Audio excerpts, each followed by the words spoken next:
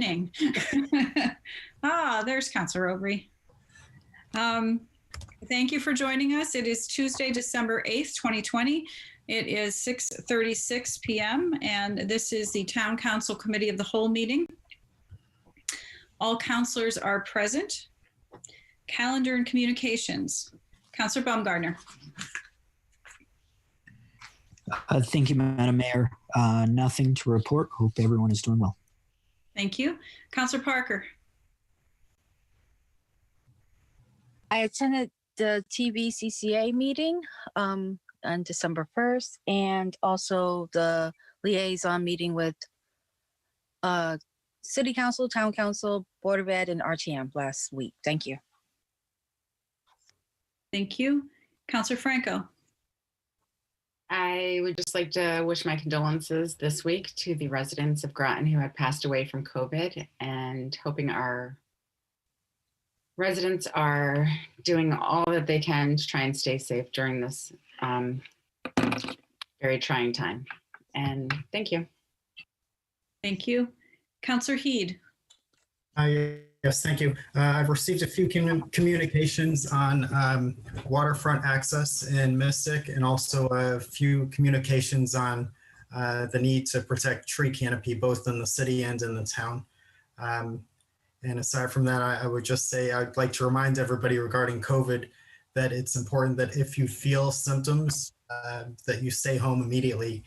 Don't wait till after you get your test results, because you are contagious 2 days before you feel your first symptom until 10 days afterwards. So please stay home. Thank you, Councilor Heed. Councilor Aubry, please. I attended the EDC meeting, which was very good. I mean, it's kind of the face of the people that are struggling so hard, but it was a good meeting, and we've come up with a project that we may be working together on to stimulate some more building in the area. So it was a good meeting. Thank you. Councilor Bordelon. Thank you. I also just wanted to second and share my condolences to the families in Groton as well. And just couldn't stress enough what was already stated. Just remember that we're still in the midst of the COVID and we're in a spike, and hopefully things will get better soon. As far as attending any meetings, I attended the athletic fields task force, and they were finalizing information to present to the council. Thank you. Thank you. Councilor Melendez. Yes, I would just like to acknowledge the anniversary of Pearl Harbor. Was yesterday, December 7th. We are a town with a rich naval history, and I know one of our schools was named after a person who died in that attack. So our community definitely has a connection to that event, and I just wanted to remember those who passed on that day. Thank you. And Councilor Zepari. I share Councilor Melendez's sentiments, as well as those of Councilor Franco. Otherwise, I have no report. Thank you. Okay, I attended the Board of Ed Town Council RTM City Committee meeting where Dr. Austin was presented as taking over as the new superintendent as of January 1st, and we welcome her. She's highly qualified, and we look forward to working with Dr. Austin and the Board of Ed to progress education in the town of Groton. There was discussion about the situation with staffing in the buildings due to the COVID situation and teachers having to quarantine. There's a topping off ceremony at Thames River Magnet School. Let's see.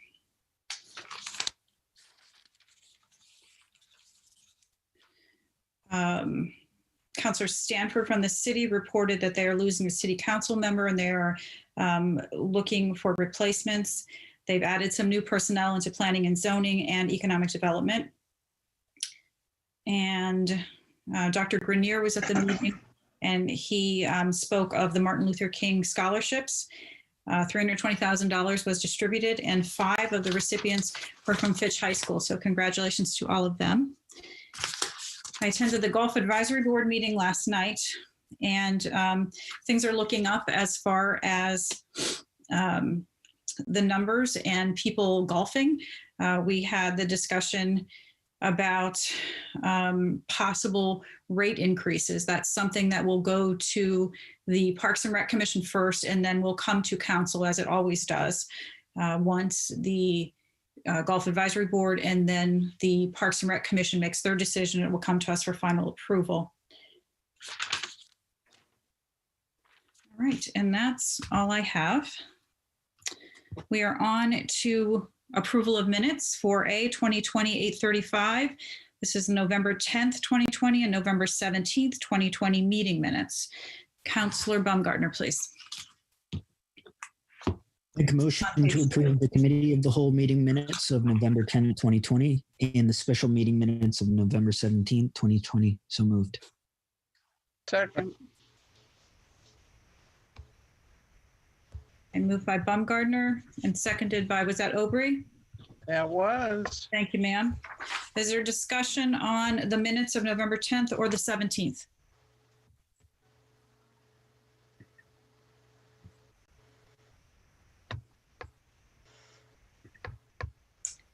I'm looking, I think I had one thing. Give me 1 second, please. I have to scroll through. If anybody else has something, speak up because I can't see you while I'm scrolling.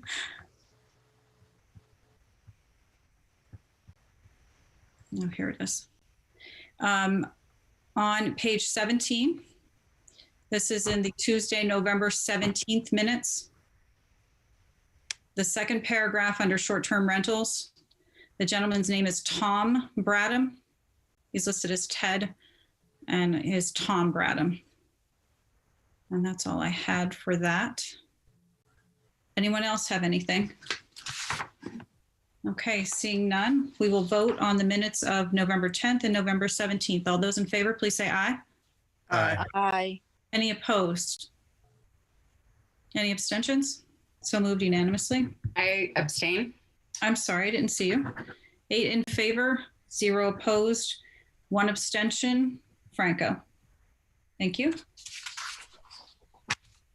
We are on to item 5, which is new business. And we have 2020-840, reapportionment of the representative town meeting, town charter, section 4.2.2. This is on page 24. And if Councilor Parker, I believe, could take this, and then we have the clerk with us this evening. I make a motion to approve the new representative town meeting membership reappointment effective for the town of Groton, November 2nd, 2021 municipal election. I so move. Second. Moved by Parker, seconded by Zepari. Madam Clerk, did you wish to explain what's going on here to the public and to the council, please? Thank you. Well, actually, the charter, section 4.2.2 requires that after a presidential election, so that's every 4 years, the town clerk shall suggest the reapportionment based on the formula that is depicted in the town charter, which is to take the entire active registered voters in the town of Groton, and you divide by 45, which is the formula, and then you take that sum and you apply that per district. So we have 7 voting districts. Each district has a certain number of active voters, and that's how we calculate divided by that sum. And you toss out the any fractions. So you can see the columns that were in the resolution per district, and how it's turned, how we've calculated it. We'll eventually have 44 members. Right now we have 41 members on the RTM, and next year we'll have 44. Thank you, Madam Clerk. And for the viewing public at home, districts 2, District 4 and District 5 all gained a seat as a result of the increase in voter registration. Is there any discussion on this item? When, excuse me, when will we fill those seats? Next year or this year? Councillor Aubrey and then Bordelon. Madam Clerk, did you wish to take Councillor Aubrey's question? Certainly. The new formula will only be used for the 2021 election. So next November, the slate of candidates that will be endorsed will be to fill the 44 seats. And once they're elected, then they'll go into office in December. I apologize, Madam Mayor. I did not come to you first. That's fine, Councillor Aubrey. Thank you very much for being polite. Councillor Bordelon and then Heed, please.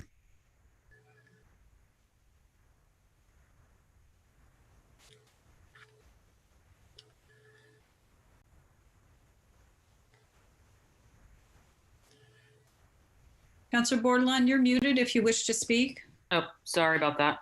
I was just saying that I think it's great to see that the numbers have increased and that it's showing that more people are registered to vote. And I think that's wonderful to have more transparency and more representation for all the districts. So I think, I think that's wonderful to see the increases and coming off of an election period. So I think it's wonderful. Thank you. Thank you, Councillor Heed and then Baumgardner. I would have a question. Do we ever redistrict? Just curious because like District 2 has 2,200 voters. District 4 now has 4,000 thereabouts. I'm rounding. Just curious if that ever happens. Yes, that's actually, the town council can make that decision where if you see the need by resolution, and then I would draw that up for you with a map depicting the meets and bounds of the entire district that you're redistricting. We've done it a couple of times, more than a couple. We've had 9 districts before, voting districts. And most recently we had 8 and now we have 7. Does that answer your question, Councillor Heed? Yeah, it does. I was just wondering if it went on a follow-up question, if it went on a schedule or if it's just when you feel like it. No, it's when you deem it necessary. Gotcha. The council deems it necessary, then by resolution, you order the redistricting. So that's a direction that you do. Thank you, Madam Clerk. Councillor Baumgardner and then Melendez. Yes, thank you, Madam Mayor. I recall a couple years ago, there was a university professor who reached out to some folks in the town, I think including the clerk, the mayor, the council, and the manager. He was doing research about the RTM, the history of the RTM. I think at one point there was a maximum number of 60 seats, and then it was reduced to 45. As part of his research, he was looking at the reapportionment methods that the town uses, and noticed that we use electors instead of the actual population. And I was wondering why that was, and if that's, and if we were to use population for the reapportionment, if how much that would have impacted the results. Well, the answer to your first question is that it's charter deemed, so you'd have to have a charter change. The reason why it's set by electors really is based on the charter. So the charter is, everything's based on electors. If we did it by population, that would be similar to the House of Representatives. We'd have to have a charter change, and I don't know if we could even. I'd have to research that to see if the statutes, state statutes govern. I don't think they do. I think I'm answering my own question. It's strictly charter driven. Be careful what you wish, though. Larger doesn't mean better. Thank you. we want to make sure we're staying focused on the resolution before us this evening. Councilor Melendez? Yes, I actually have a question on the calculation because I was running. I was just sort of like putting the numbers through the formula, and I noticed in step 2 it says number of electors in each voting district divided by 478 minus any fraction. So, and I just want to start out by saying I think this apportionment here is more proportional representation, but the strict letter of the law for District 2, it has 2,255 divided by 478. It comes to 4.7. So if you read it like the way it says, it should be 4 minus any fraction. So it should be 4 instead of 5.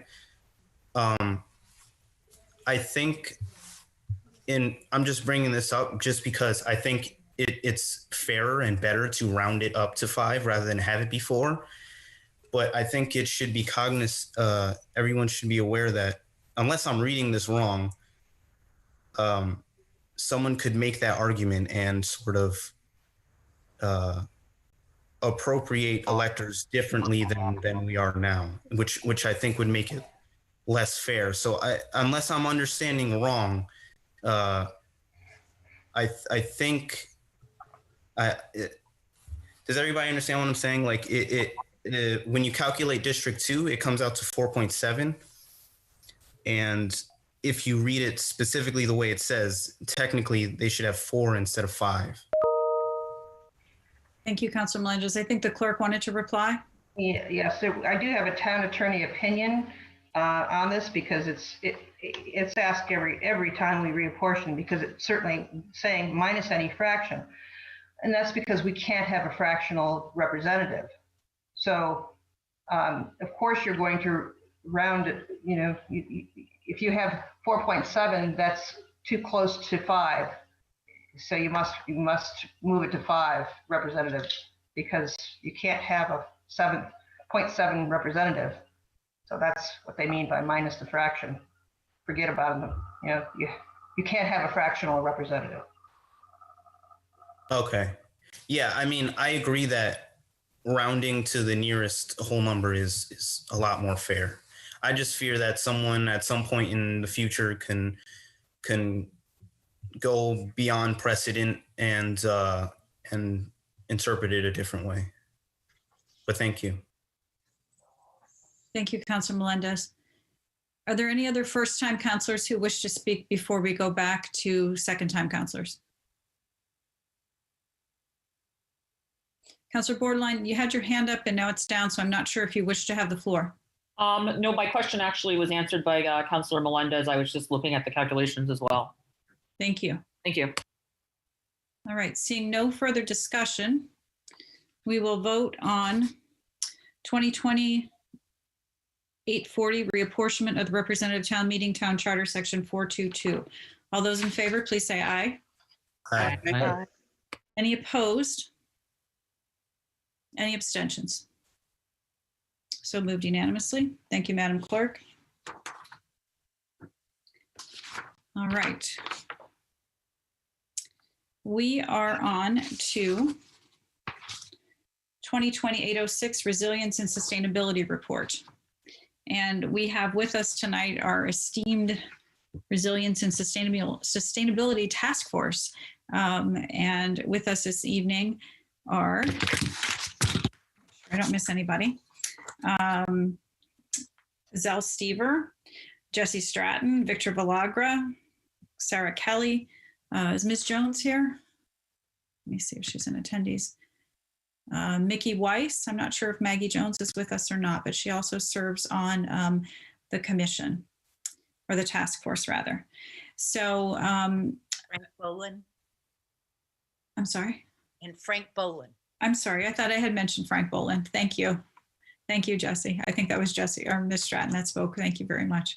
So this evening, the task force is a product of this council. This is something that we decided we wanted to do. And so the task force is coming before us tonight to give us an overview of what they've been doing. They've been pretty busy over the past year and doing a lot of work on our behalf. And they're going to do a brief presentation for us tonight. You all received a PowerPoint, a rather detailed PowerPoint, and we want to be able to give you all a chance to ask questions this evening. So because the PowerPoint was received today, what we are going to do is have the task force present, take some preliminary questions, and then schedule another meeting for when the task force can come back, and we'll have the council narrow down what topics you would like to delve into further. Okay, so there are a couple things that they are deeming as their priorities, but they want to give you a broad overview tonight. Then we'll open it up for council questions. And then I'm going to ask for the council to pick a couple of things that you want to explore in a lot more detail. And we will book that for possibly January, okay, or February. Okay, so right now I'm going to turn it over to Chairman Stever, and each of the 5 regular members, I believe, are going to be sharing screen and talking to us briefly about their particular area of expertise. And we do have quite a bit of expertise with us this evening. So I'm going to have Mr. Burt and Mr. Burt's going to handle passing it off. I think you have the list, Mr. Burt. Is that correct, of who's going in what order? I do. They each have the co-host abilities right now, so they can switch on their own. When one finishes, they should stop sharing their screen, and the next person should start sharing their screen. Great. Thank you so much. Okay, so we'll turn it over to Mr. Stever. You have the floor, sir. Can you hear me now all right? Yes, we can. Thank you very much. Thank you for inviting us to come before you tonight to share what we've been doing over the last 13 months. We were back last November and had a chat with you then. I'm going to put up immediately the set of slides here, and this should be right. Let me close this one, and I'm going to go to this. Okay, so we're the Resiliency and Sustainability Task Force. We were set up by the town council a year and a half ago. You've seen this slide. There are 7 members. 6 of us are here. Excuse me, Del. We're not seeing your screen. Uh-oh. Uh-oh. Okay, let me see what I can do here.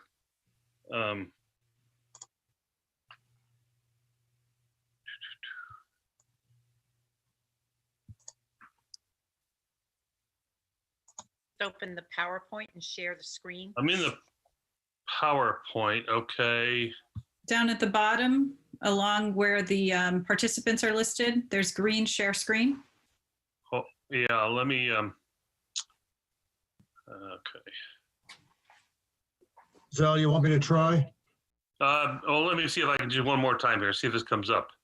Have you got it now? No. Darn. Okay, how about if we do it this way? Can you see it now? No, do you want someone else to try sharing it, and then you can just okay, well, let's work off of it? Frank, if you can pull it up, that would be great. There we go. That work? Yes, thank you. Yeah, that works. Okay, hang on a second. Actually, if you can keep doing that, Frank, it will make easier for everybody to just do it throughout. Okay. Great. Sorry for the this delay here. So we've been meeting for the last year and a half, and we've had monthly meetings and a series of special meetings to go about our business. And so I don't seem to be able to go to the next slide. Frank, would you go to the next slide? And so we have recently, or over the last year, had extended visits with all of these people shown on this slide. We met with the directors of each of these departments to look at what their existing plans and documents are, particularly as related to sustainability resiliency, and climate change. Next slide. And in addition, we have been assigned from the town council to work on or review the Groton Long Point Bridge project. Frank Boland has been our point of contact for there with those folks. And at this point, not much has happened. It's really pending next steps by the Department of Public Works. You also received from the task force a letter last year requesting that the town consider installing solar panels in the middle of an elementary school and a microgrid at the top of the hill. And then more recently, we have provided extensive comments to the Conservation Commission on their open space plan. And as you all know, I've been working on transportation, particularly the commuter train, and I will not be talking about that tonight. We will probably have a section separate on that, because that really is not only just a town issue, but it's also a regional issue. Next slide. And so the activities of this year have been, we're now looking at what actions we will be doing this year and beyond. And I want to back up and remind everybody that there's been a great deal of work over the last 15 years, both in work and planning. We have energy efficiency lighting in many of the schools and town buildings. We have several efficient hybrid vehicles. We've obviously, the town supported recycling. And a lot of the plans that we reviewed have really included issues on climate change, resilience, and sustainability, although some of them don't say it directly, but that's in fact what they are.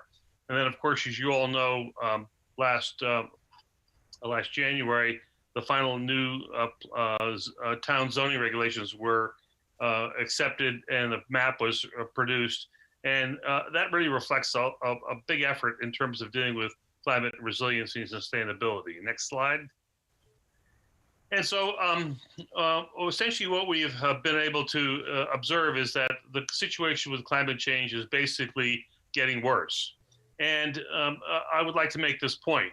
While we're in the middle of a chronic or an acute situation with the pandemic virus, the COVID-19, we're all hoping that it will be the vaccine that will basically cure our problems going forward. And while it looks like it won't be sometime until the next summer or next fall that actually happens, we do have the hope of this vaccine. In contrast, climate change is not an acute situation necessarily, it's more of a chronic condition.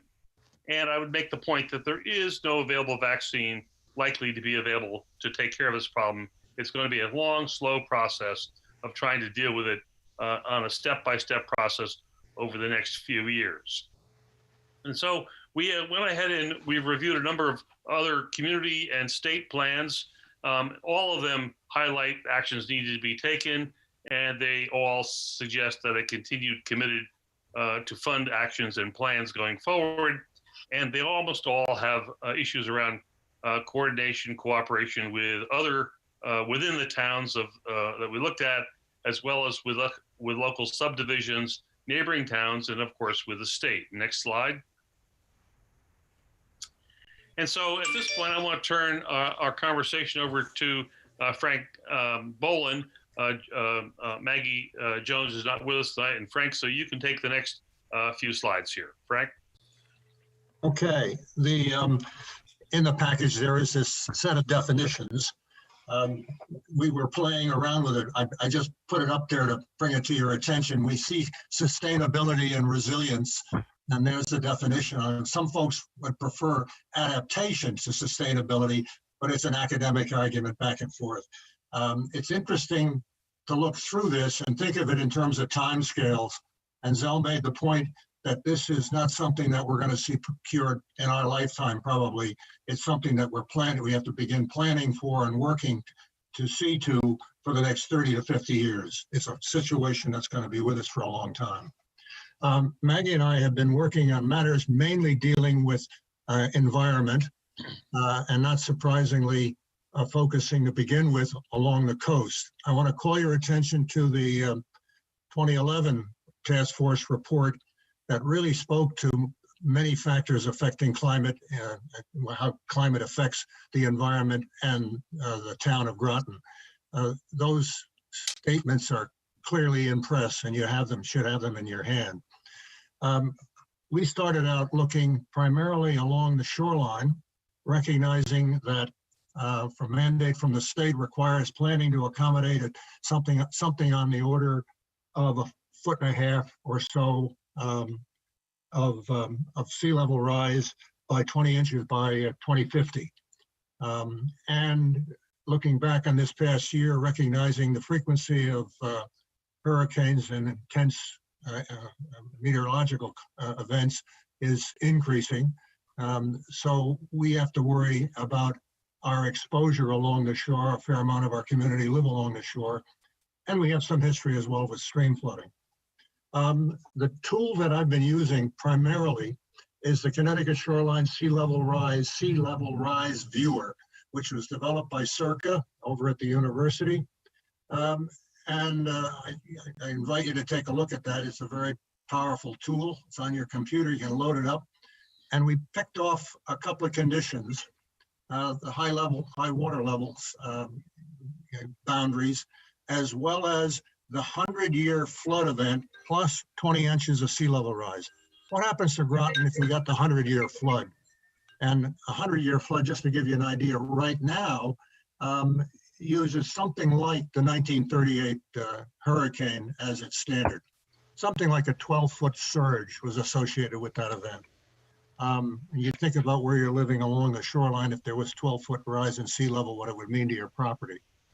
I just pick off a couple of these. We went right around the boundary of the town.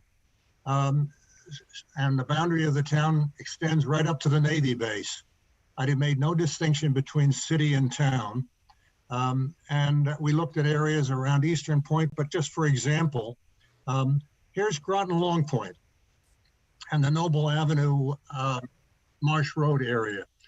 And this is in the presence of the 100-year flood plus 20 inches, and the blues are, not surprisingly, water. Excuse me. The yellows are low-lying land already. And if you take a look at this, you can see that there's a fair amount of Groton Long Point that's underwater, and all of the Noble Avenue properties are underwater. And it extends inland for a little bit. Just to give you an idea that it looks like a major storm event would have significant effects on the properties of Groton Long Point and the access to those properties. If I went to downtown Mystic, you know, the Gravel and Pearl Street area, some of you have waded to church services down there to know what I'm talking about. You can see we share a fair amount of risk with the town of Stonington. If you look across the river there, you can see Seaport Marine area and the rest. All of this would be underwater in the storm. And if I went downriver a little bit, Willow Point is under water as well.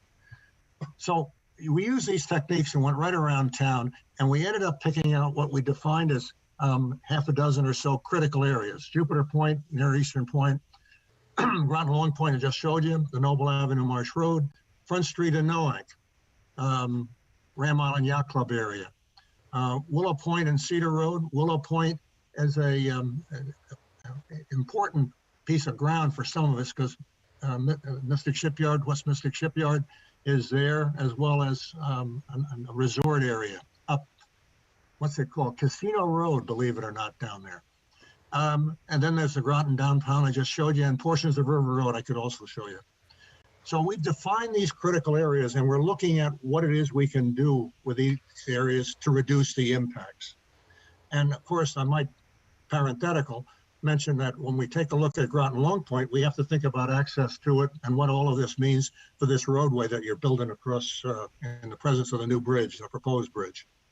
We're working on recommendations to reduce those impacts in those areas. We think that those areas are critical from a variety of standpoints, human safety to begin with, community safety to begin with, but also these areas represent a significant portion of the grand list of the town. So there are tax implications in the maintenance of these properties. Now, along with all of this, we can see that if I came in right now and I said, let's raise a road, and we've talked about that before, we've got to recognize that the community may take some exception to that. That may have some effect on the access to their properties. So education is a very big part of all of this.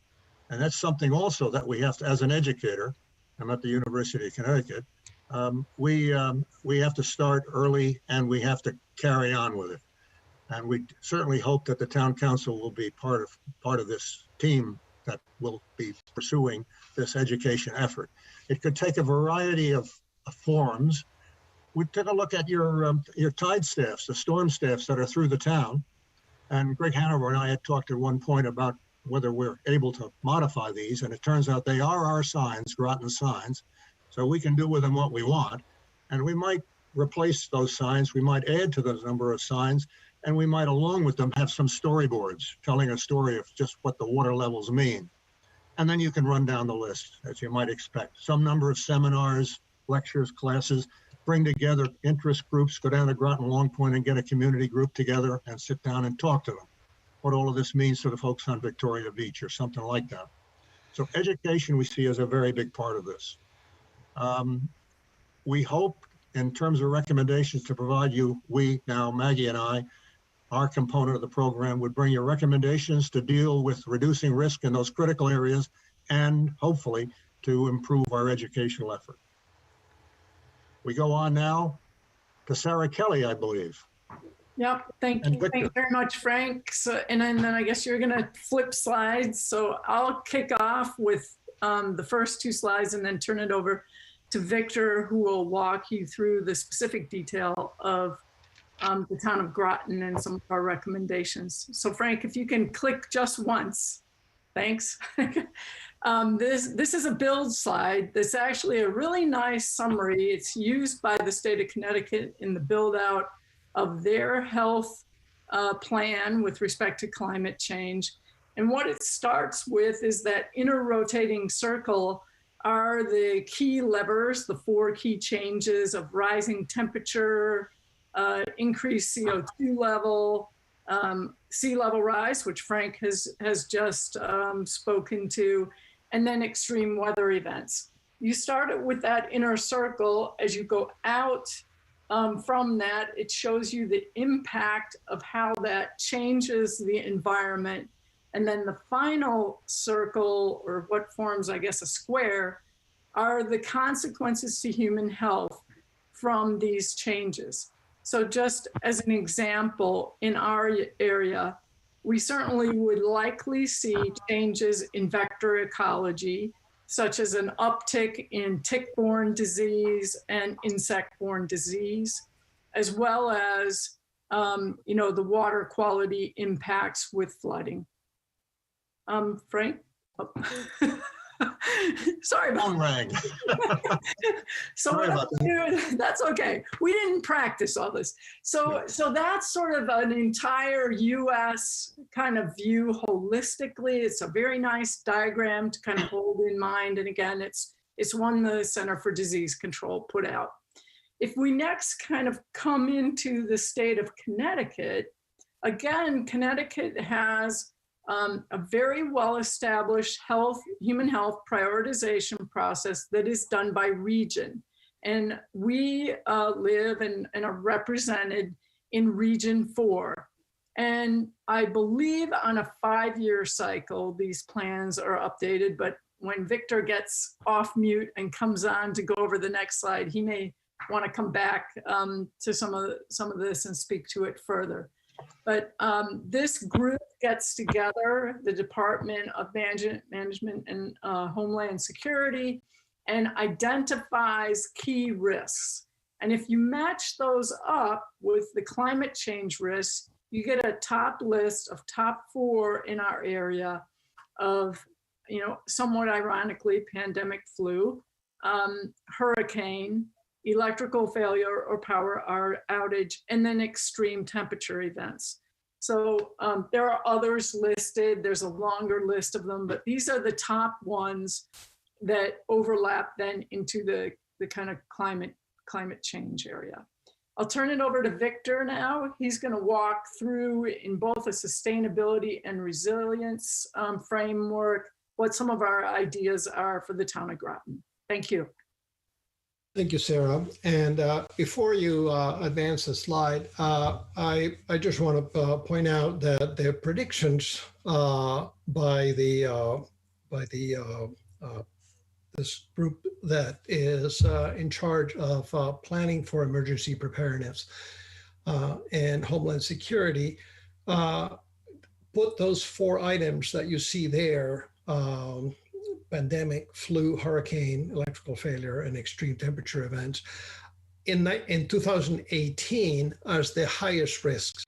These predictions and these estimates are based not only on interviews with local experts in Region 4, representing a variety of stakeholders in emergency preparedness, including healthcare. But they also use extensive data that allows them to essentially build, if you wish, predictive scenarios. And this is extremely helpful because there are so many possibilities in terms of climate change consequences on human health that sooner or later, the town of Groton in particular, we will have to make we will have to prioritize because we cannot possibly cover all the eventualities. So if you want to advance the slide, please. So with this massive amount of information that we have, we boiled it down to thinking, so what can the town of Groton in particular do? And I would like to say that this is work in progress. So what I'm sharing with you is in draft stage. And we are generally speaking thinking of short-term measures and medium and long-term measures are sustainability measures. But top 3 potential activities that the town of Groton can undertake. One is devote a dedicated person to participate in all Region 4 meetings of the DEMS and the Ledgelight Health District. They not only are engaged in planning, coordination, but they also engage in a variety of simulation exercises. This is going on around year round. Then also, we need to think about identifying town of Groton vulnerable populations. There is something that the CDC created called the Social Vulnerability Index. And this takes variables such as family composition, income, housing, transportation, educational level, and so forth, and creates an index that is able to parse the population into various risks.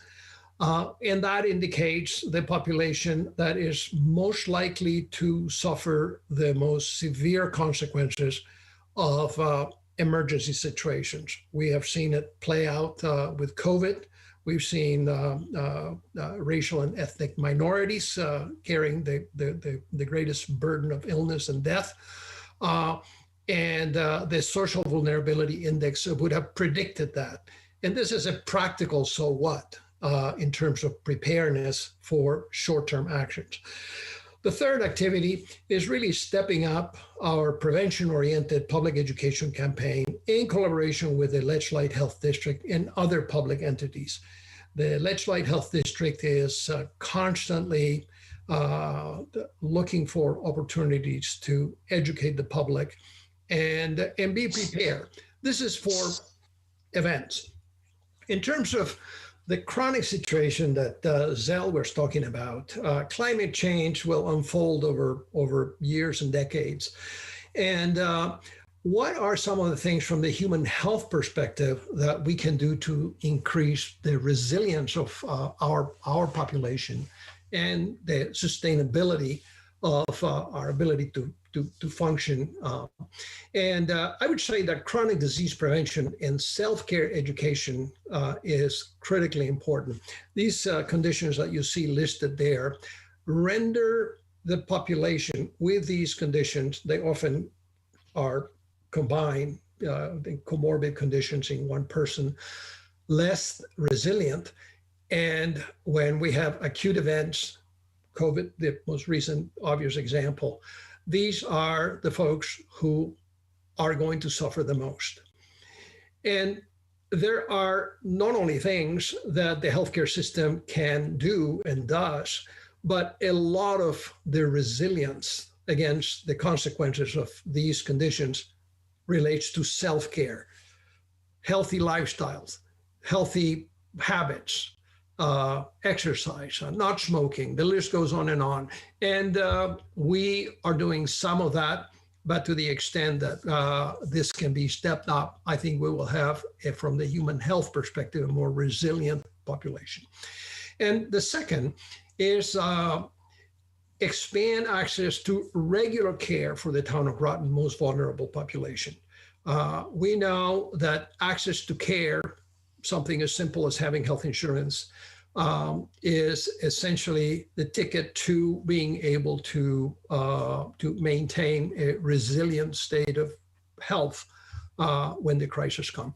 So I will stop here and pass it on to you, Zell. And I'm going to now at this point go back to that list I had before and pass on to Jesse. So Jesse, you're on.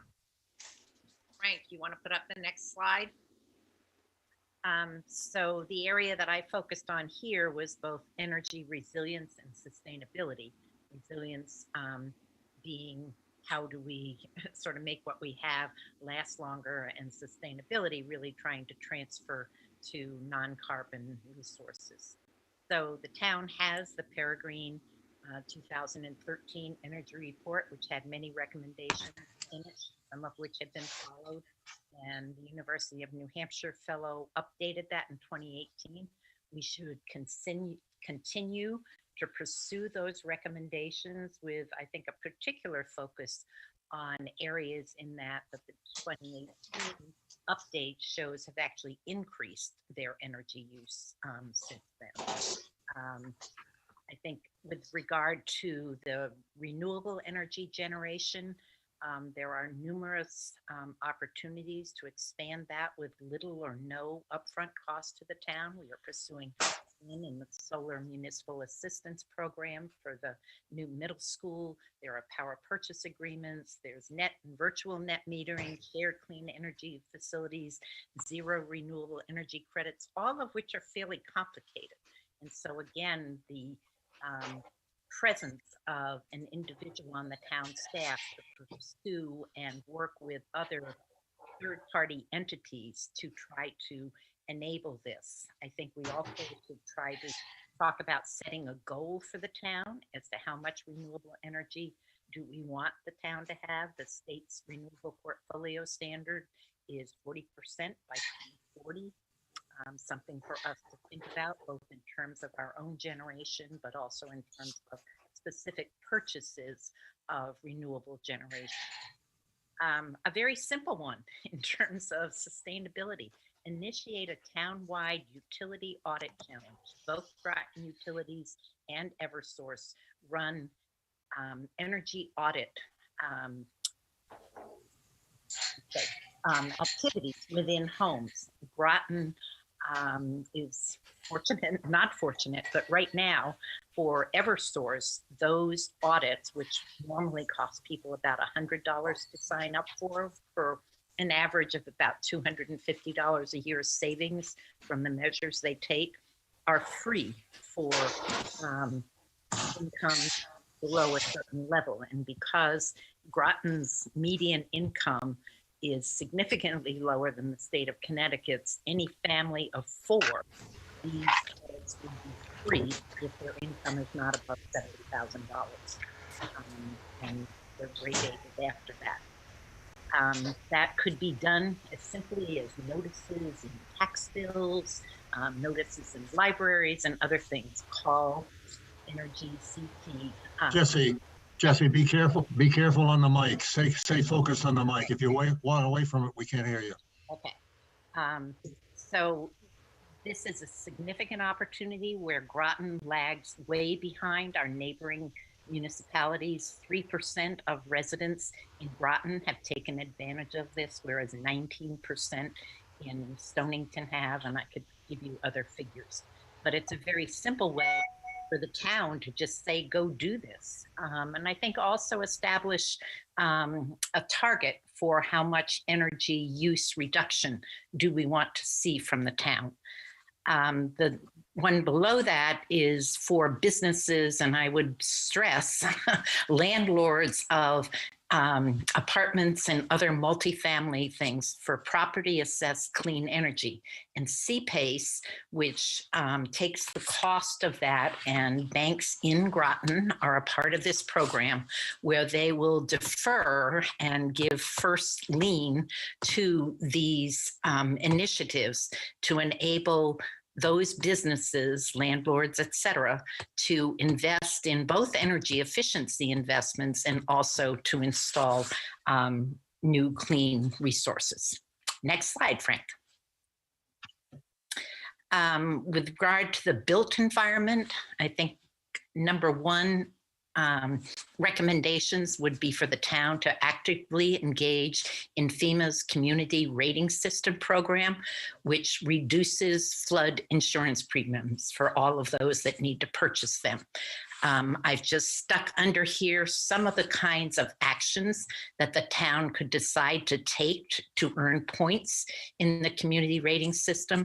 Those points translate into, depending on how many you do, from a 5% to a 45% reduction in insurance, flood insurance premiums for those that need to purchase them. And those are ideas. For instance, a two-foot freeboard, which New London has already adopted. If you put 20 inches of sea level rise from now to 2050, that basically is saying we are at a base flood elevation again in 2050. AE versus V zones, that's wave height. And FEMA estimates that the wave, the storm surge would be 4 feet by 2050 in any of the special flood hazard areas. So those are things that the town could talk about, but there is a list that goes on and on and on of things you earn points for by actively engaging in this program. Last year, the legislature passed an act that allowed municipalities to establish a coastal resiliency and municipal climate change fund to both fund municipal infrastructure things, but also to provide matches for potential grants. And others of our shoreline communities have seeded that money and then sort of dedicated a % of property tax revenues to it so that their towns would be in a position to actually be able to provide the matching funds for many of the funds that in grants that are available, one of which is FEMA's Building Resilient Infrastructures and Communities BRIC grants. I think we all anticipate with the new administration, there may be a new wave of funding from the feds too, but even in the absence of that, there are numerous FEMA funds and others available to do this. Most of them do require a match, so it's another reason for trying to start this. An action that just benefits all the way around is for us, as particularly as the town deals with trying to comply with the new MS4 regulations on stormwater runoff, to maximize the use of green infrastructure, including porous surfaces and all sorts of other things that we can do that, limit plant native species, et cetera, along rivers and streams, and work to protect our existing drainage structures that become so important. I should go back and just say, one of the other things under the community rating system is to acquire open space that allows for marsh migration and things of that sort. The list is exhaustive. It runs for pages, but if we had somebody to start to focus the town on doing this, it both makes us more resilient overall, and it provides a very definite benefit to those properties within our community that need to buy flood insurance. I think the next slide I am also doing so. As many of us have referenced throughout this, the state of Connecticut now legislatively mandates that the state plan and any of our local municipal plans of conservation and development assume 20 inches of sea level rise by 2050. And when you think about that in 1 foot of freeboard versus 2 feet, it starts to become not just academic, but no question. In terms of setting goals for the town, in terms of renewable generation, as I said a minute ago, our RPS for the state requires 40% of the energy purchased by our utilities for distribution to be from renewable resources.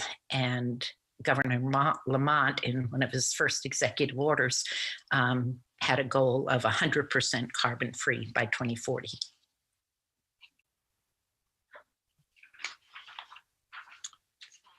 Okay, I guess I'm back on to sort of finish the last slide. And this is an attempt to summarize what we've been doing, and give you some idea of the draft considerations we're looking at to form the basis for actions regarding resiliency, sustainability, and climate change. And I think it's clear from the presentation here that the task force would support the hiring of a full-time town employee as a manager of climate resiliency and sustainability, reporting directly to the town manager, excuse me, so that we can make progress across the board. And I think that will end our conversation. You'll notice that there are a number of slides attached to the end of this, which we'll not go into here, but you're welcome to ask questions about. And at this time, Mayor, we'd be happy to answer any questions that you might have. I would also make the observation that the Groton Resiliency and Sustainability Task Force meetings are always open to the public on Zoom these days. So thank you very much. Well, thank you so much. We appreciate that. All of you have done stellar work here for us, and you've provided so much information for us to review. And what I'd like to do is to open this up to the council. Dr. Boland, would you be able to stop the screen share, because then it's easier for me to see counselors raising hands, if you don't mind, please? Thank you. And I want to give the counselors a chance to weigh in and to ask questions of you. And one of the things that I would ask the council to do is to express their preference as to what you want our focus to be the next time we meet with the task force. So I'll start us off, and I would say that I would like to see us go more in depth, or I would like to see us focusing on the hiring of a manager to take on these tasks, because as you heard from several of the task force members, they could be working with DEMIS, they could be working on grants, they could be looking at overall all departments within the town and how we can work towards these goals that have been set by the state and by the federal government. And then the second thing I would like to see is us pursuing what we can do right now as a town. So what actions could we take to kind of progress us towards these goals? So having said that, I see Councilor Zepari has his hand up. Very first thing I would like to say is this was a superb presentation. I don't recall ever seeing a better presentation of issues that we need to consider, and I also have to recognize the qualifications of the people that have spoken. Having served on the personnel committee and been involved with the appointment of many of these people, I'm very impressed by the backgrounds and their ability to handle the tasks that we've given them. My only comment is that I would like to see more specific recommendations for things we should do to address each of the issues that you've raised. I know that you guys are up to the task, and I hope you'll come back and tell us. I can tell you that your presentation today made me lean more in favor of hiring a specific czar for resiliency and sustainability. But I think we need your intellectual ability to give us more specific recommendations. Thank you so much for tonight's presentation. Thank you, Councilor Zepari. Of the councilors, who else would like to offer feedback or offer their opinion as to what you would like to pursue? Councilor Aubry, did you want to speak at this point? I was fixing my glasses, sorry. Sorry. I'm just, if I might, I'm just a little overwhelmed. Your knowledge is just so impressive. I appreciate so much what you've done. And I think we all have to kind of get it into us. I mean, it's just so impressive, but so much. And things that we honestly have not been paying much attention to. So I thank you very much for this, and I look forward to really spending some time looking at your presentation again, and then being able to ask, I hope, some intelligent questions. Thank you. Thank you, Councilor Baumgartner, and then.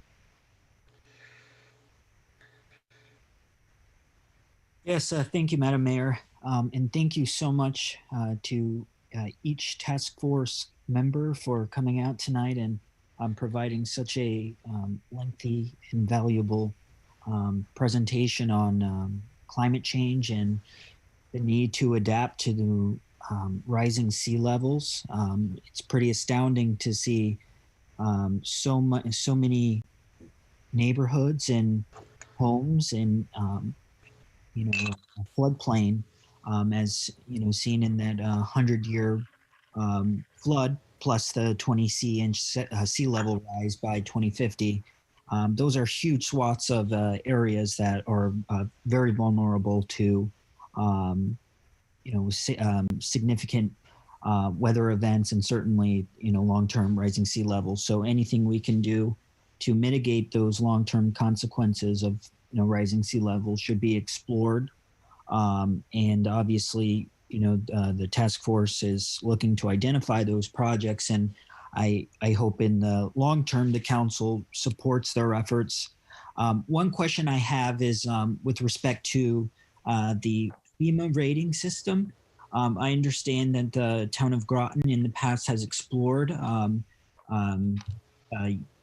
joining the program, and I believe the Southeastern Council of Governments was to administer the application process. And then I think there were other towns that were also interested in pursuing that, and for whatever reason that fell through.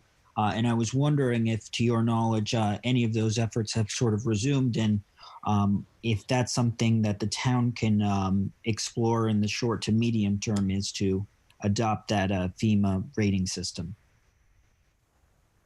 If I may respond, Councilor Baumgartner, it is actually done by town. It is something that specific towns sign up for, and they have to take the action to have the points credited towards flood insured properties within that town.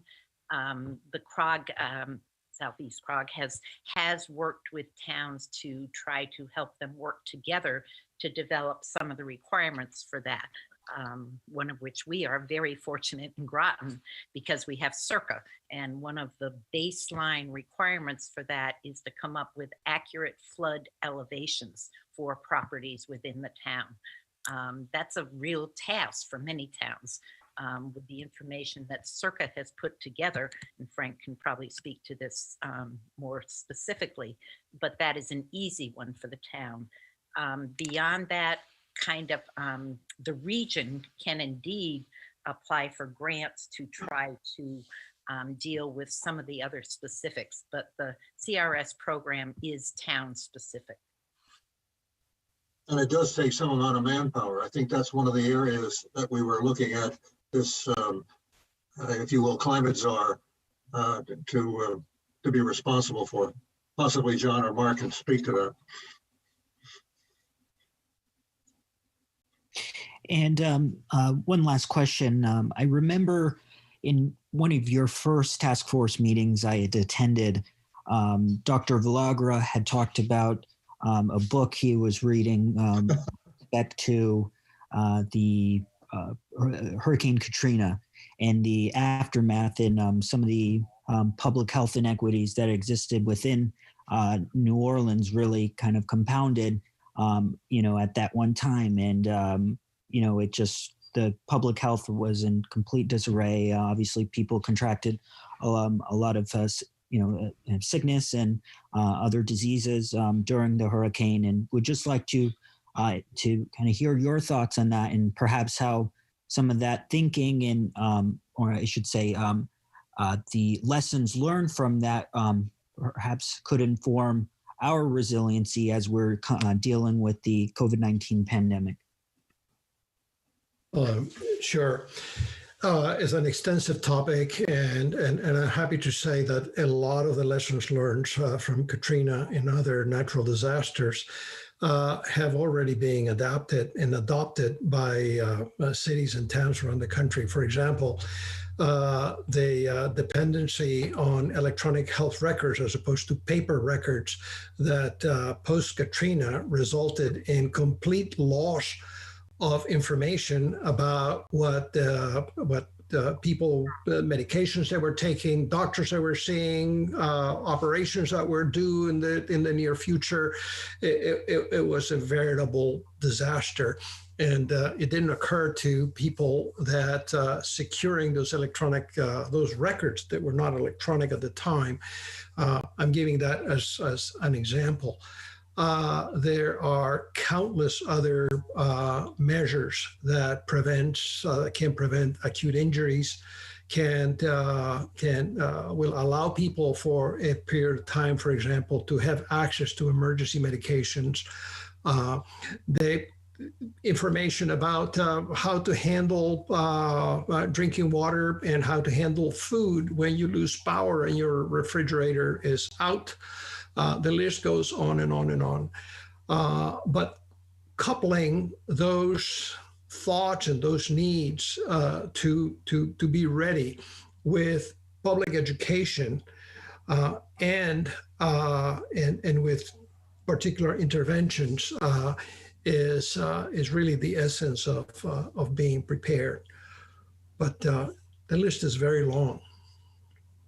Thank you. We have Councilor Melendez and then Heed, please. Hi, thank you. Thank you to everybody for this presentation. I'm certainly going to go back and watch it again, make sure I got everything and I understood everything. I learned a lot. I have a question. Are there examples of other towns in Connecticut who have a dedicated climate czar, and does anybody have sort of an idea of how much having a dedicated climate czar could increase town revenues in the way of grants that might offset the expense of having another employee? I can speak to at least one situation. I think this was reported back in our report in 2011. Stanford had 10 years before that basically assigned a person to be their climate czar. And within a 10-year period, now I'm doing this from memory, I believe that individual was able to bring in something like $20 million for the town of Stanford. So it had a real positive effect, and it certainly paid for itself. I think New Haven has a full-time person now, and I think Hartford does. Jesse, am I right in that?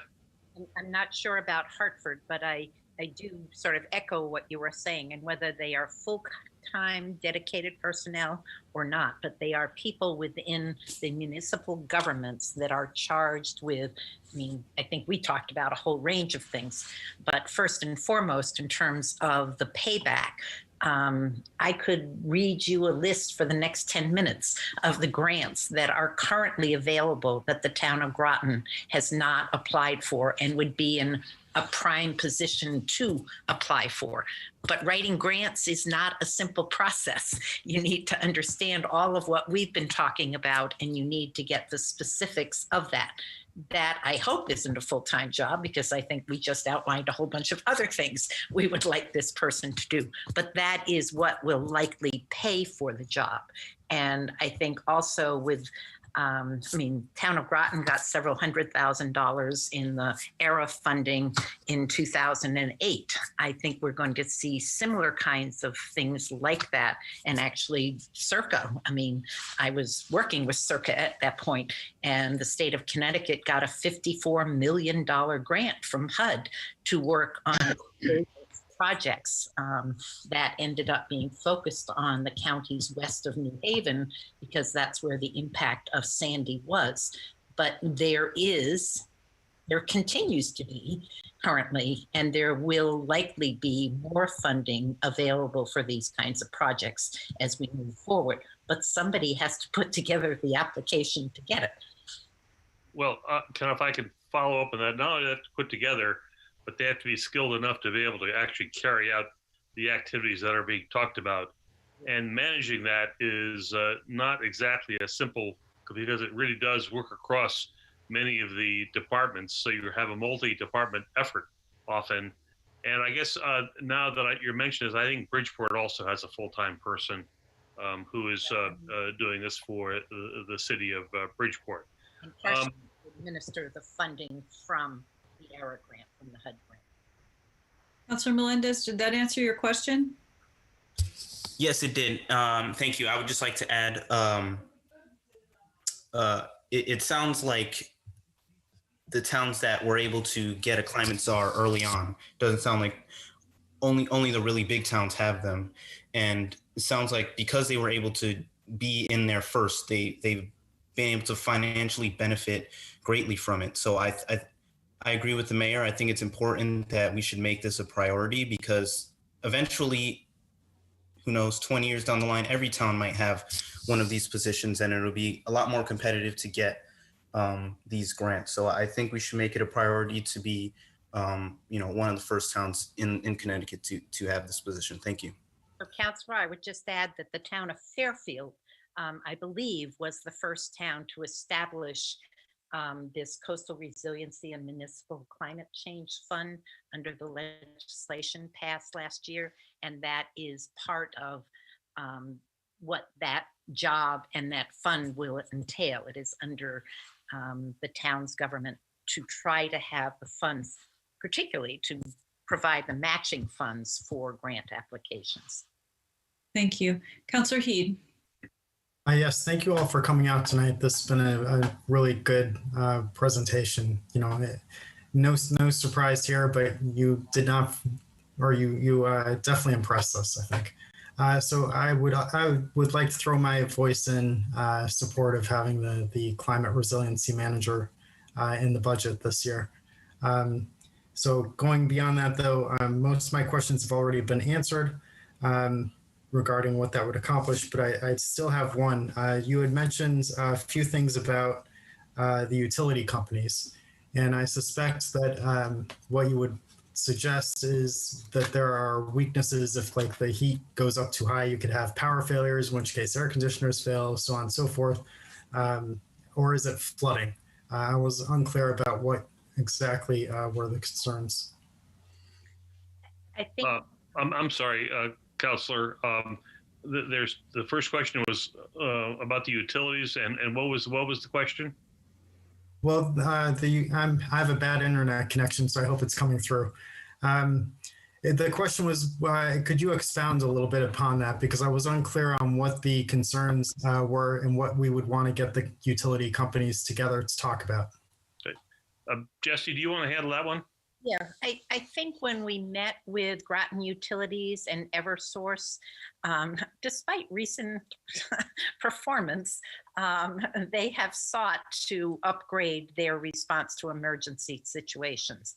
I think what I was referring to in the presentation I made was working with the utilities to particularly maximize energy efficiency and reduce the call upon that grid. There is no question, but heat impacts wires and all of that kind of thing. But I don't think that's something the town can do anything that is pure the regulatory authority. And we tried to focus in our presentation tonight on actions the town could take. And I think the town could do a lot to maximize access to the programs that both Groton Utilities and Eversource offer businesses and residents that significantly reduce their energy use and actually make their homes better to live in. The renewable part is a little more dicey, but there is this program that the Green Bank runs called Solarize Groton, and other communities have signed up for that. And so either a single or multiple solar installers will come to the town and sign up people to put solar on their roofs, and they get a cut rate for that because of the efficiency of doing my house and the one next door and the one next door. And those are income related in terms of the Green Bank's assistance to it. But the energy efficiency thing is really a no-brainer for the town of Groton.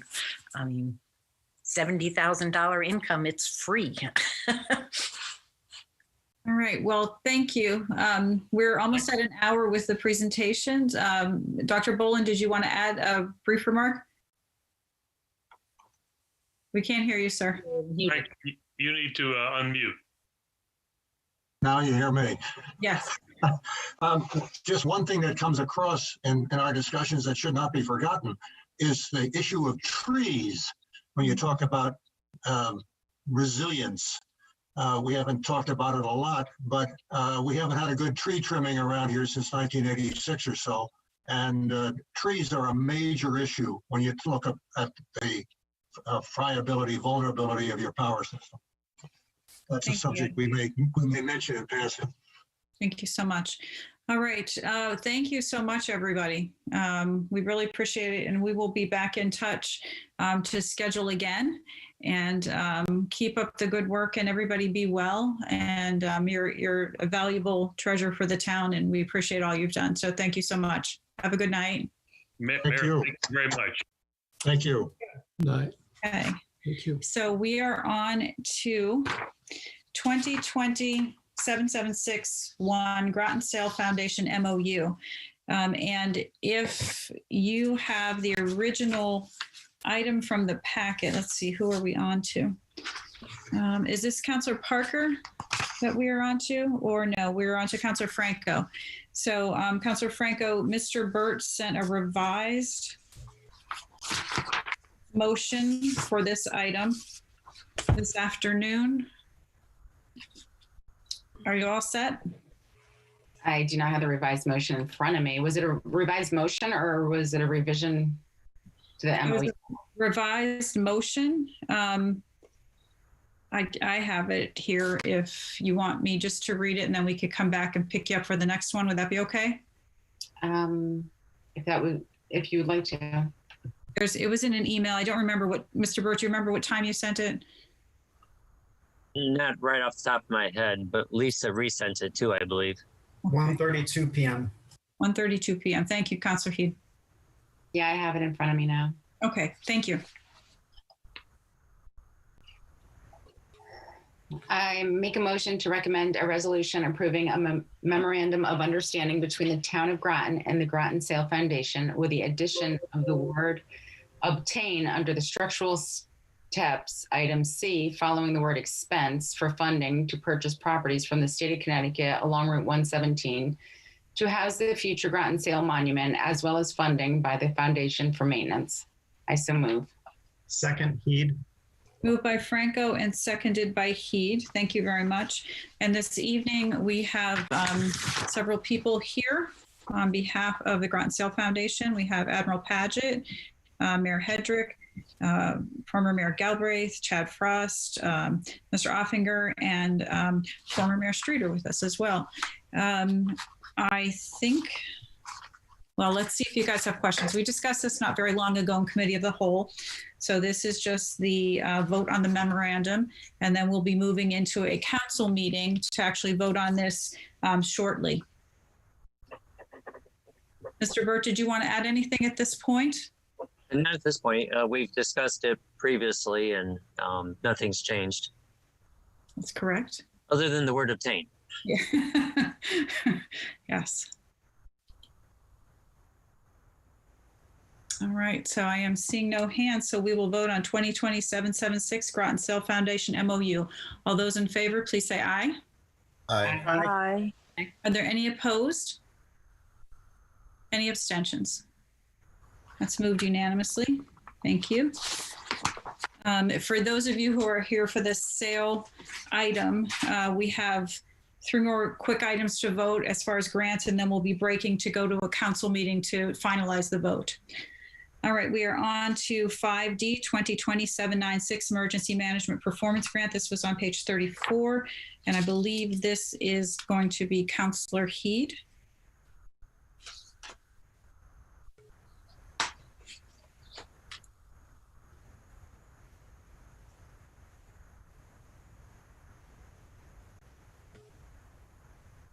It's page 34.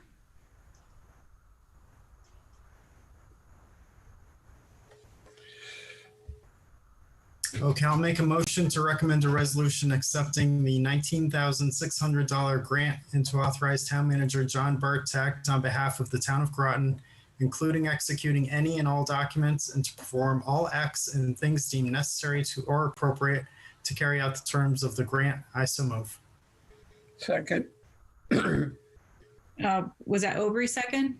Yes. Heath, seconded by Aubrey. Mr. Burt, would you like to address this grant? As much as I can. I was expecting someone to be here to present this. This is an annual grant. We do it every year. It goes towards, I believe this goes towards some of the opposition funding. But like I said, I thought Lieutenant B would be here, but he ended up not being able to make it. But it's a standard grant. We do it every year. Nothing's changed on it. Okay.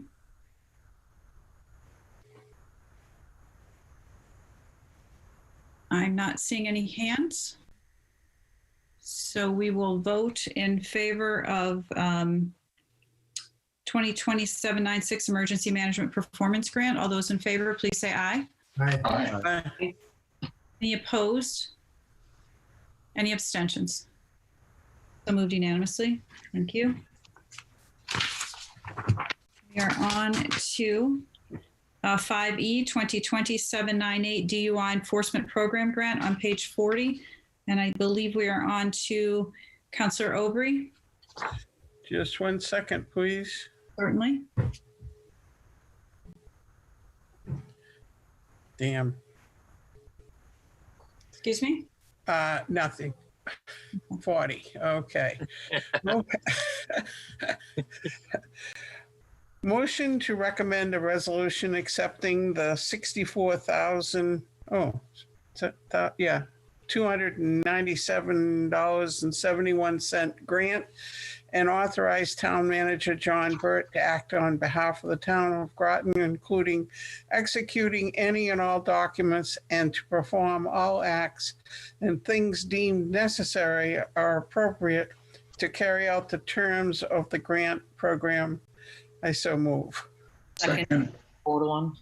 Moved by Aubrey and seconded by Bordelon.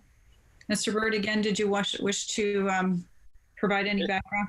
Just to point out that there's no local grant match. This is one we regularly do. And as a reminder, the Town of Groton was second out of every municipality in the state recently for DUI arrests, and we were the number 1 in a certain size category. So we very aggressively pursue drunk driving. Thank you, sir. Good. And I am not seeing any hands. So we will vote on 2020-798 DUI Enforcement Program Grant. All those in favor, please say aye. Aye. Aye. Aye. Any opposed? Any abstentions? So moved unanimously. And item 2020-801 Fitch High School asbestos removal project. This is on page 65, and we are on Councilor Bordelon, please. I just had a quick question regarding the last item. We've closed that item out already, Councilor Bordelon. A simple question, Madam Mayor. We have already voted on it, but what is your question, please? Sure. Thank you. In reference to the DWI grant, since we are aggressively enforcing it and we have such a high positivity rate of it, does any of those funds go towards rehabilitation or help in the community? I don't believe that that's authorized under that grant. I'll double check, but I don't believe that's an authorized use, but I'll find out. Okay, perfect. Thank you. So we are on to 2020-801 Fitch High School asbestos removal project, page 65. Councilor Bordelon? Thank you.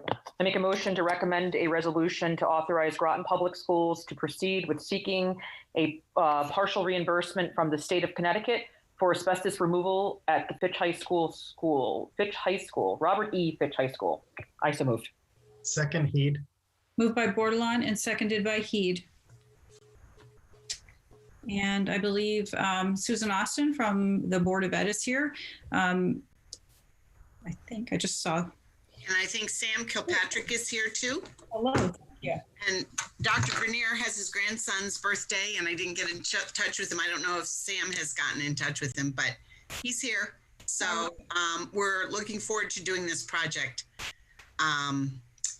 It is a project that once we get the minutes from both the board and from the town council, we'll be able to submit them for 50% reimbursement on the project that will go directly to the town.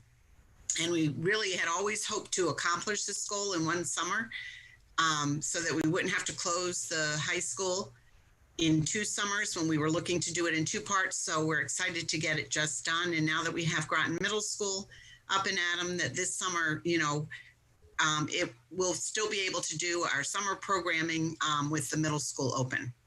Sam, did you have anything else to say about the project? I know it's for floor tiles in the old space of Fitch High School in the older section. So it needs to be done, and we're ready to do it. Mr. Kilpatrick, did you wish to speak to this? No, I think Susan spoke well on this.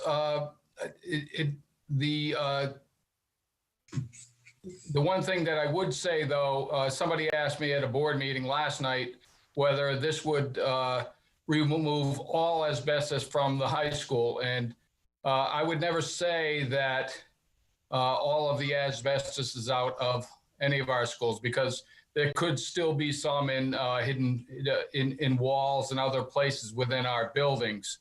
But this will take the asbestos floor tile out of the high school from all areas that have been labeled as such by Mystic Air, who is our consultant on the project. Well, that's good to hear. Thank you. I saw Councilor Heed had his hand up. Did you have a question, sir? No, I was just going to ask where exactly this was treating it. I remember we voted on it or suggested it last year or talked about it during the budget process, but I didn't remember. Yeah. I think we've talked about it for a couple years, and last year was not the time to do it because remember we had Groton Middle School going up, so we couldn't close down the high school too, but I think this summer we're ready to go.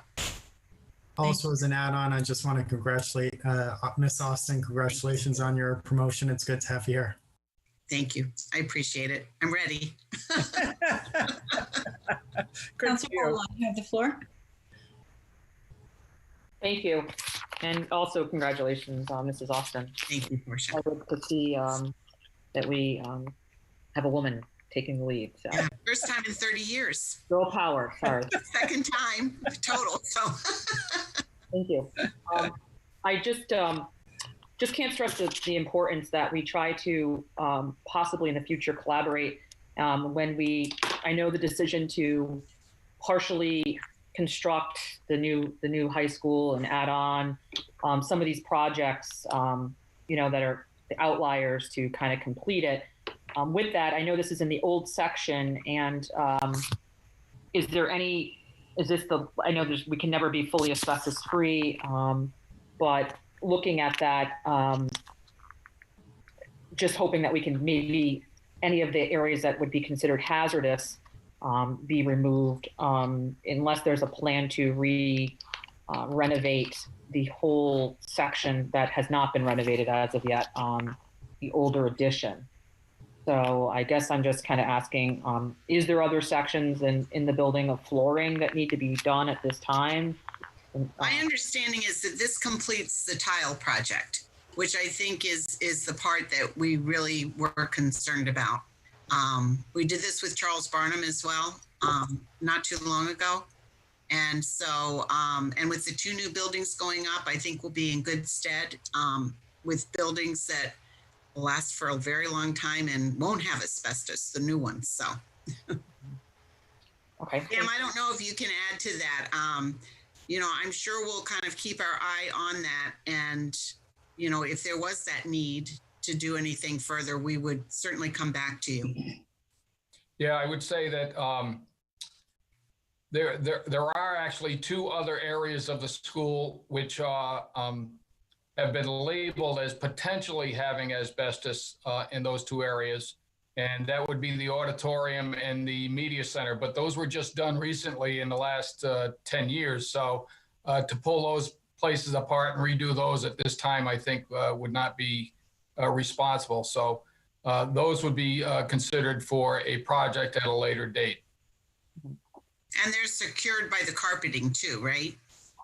Yes, they're encapsulated by the carpet. Yeah, so, and I see Dr. Grenier is here. Yes, thank you. I was just going to point that out. Thank you for joining us, Dr. Grenier. So the remaining areas that Mr. Kilpatrick mentioned are not friable and they're encapsulated, so they're safe at this point. Right.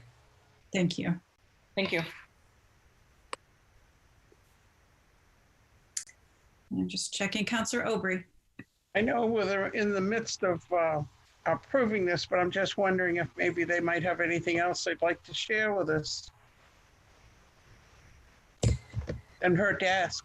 Well, you know, we've done, Mike can attest to this, we've done a lot of contact tracing. And, you know, we certainly all wish for our kids to be back full in gear as the state of Connecticut continues to escalate. It's not an easy thing. There's no crystal ball, and we're just doing the very best. I mean, I think we have to put the safety of our students and our staff first whenever thinking about this, and absolutely they're learning. And I would say that we've learned a lot with remote learning. It's not perfect, but we're making progress, and we're really trying to reach out and meet the needs of the kids. And really try to help the kids who haven't been connected, you know, using all of our resources to knock on doors and to check in with families. So that's the thing that's really difficult, I think. Yeah. Thank you. All right. Anyone have comments regarding this particular motion? Okay, seeing none, we will vote on 2020-801 Fitch High School Asbestos Project. All those in favor, please say aye. Aye. Aye. Any opposed? Any abstentions? So moved unanimously. Okay, guys, so what we have to do right now, it is 8:09, and we are going to recess the cow, and we're going to go straight into the council meeting to formally adopt the last few items we just voted on. So at 8:09, the cow is in recess. And Mr. Greeley, can we just go right ahead and move on to the council meeting?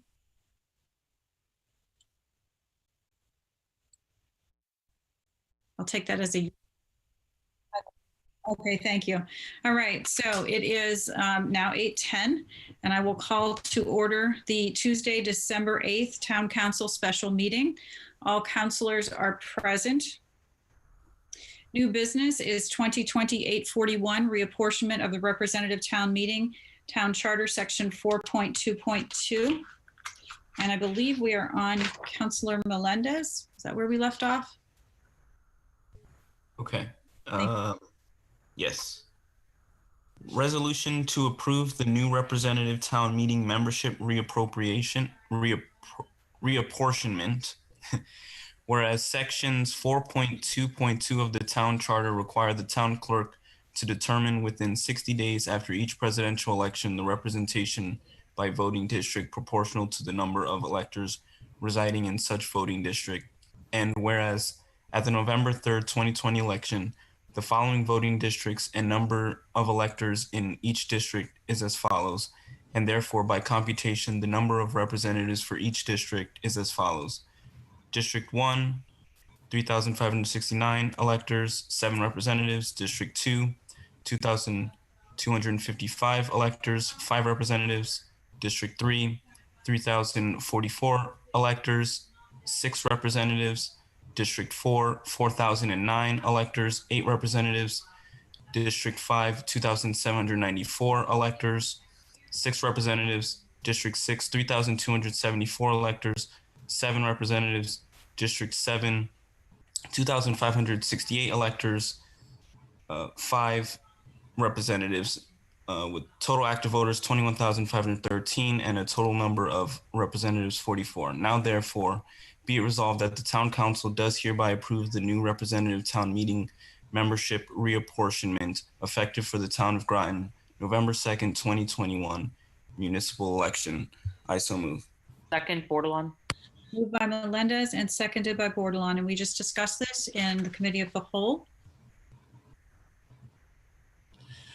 And I see no hands, so we will vote on 2028-40 reapportionment of the representative town meeting town charter section 4.2.2. All those in favor, please say aye.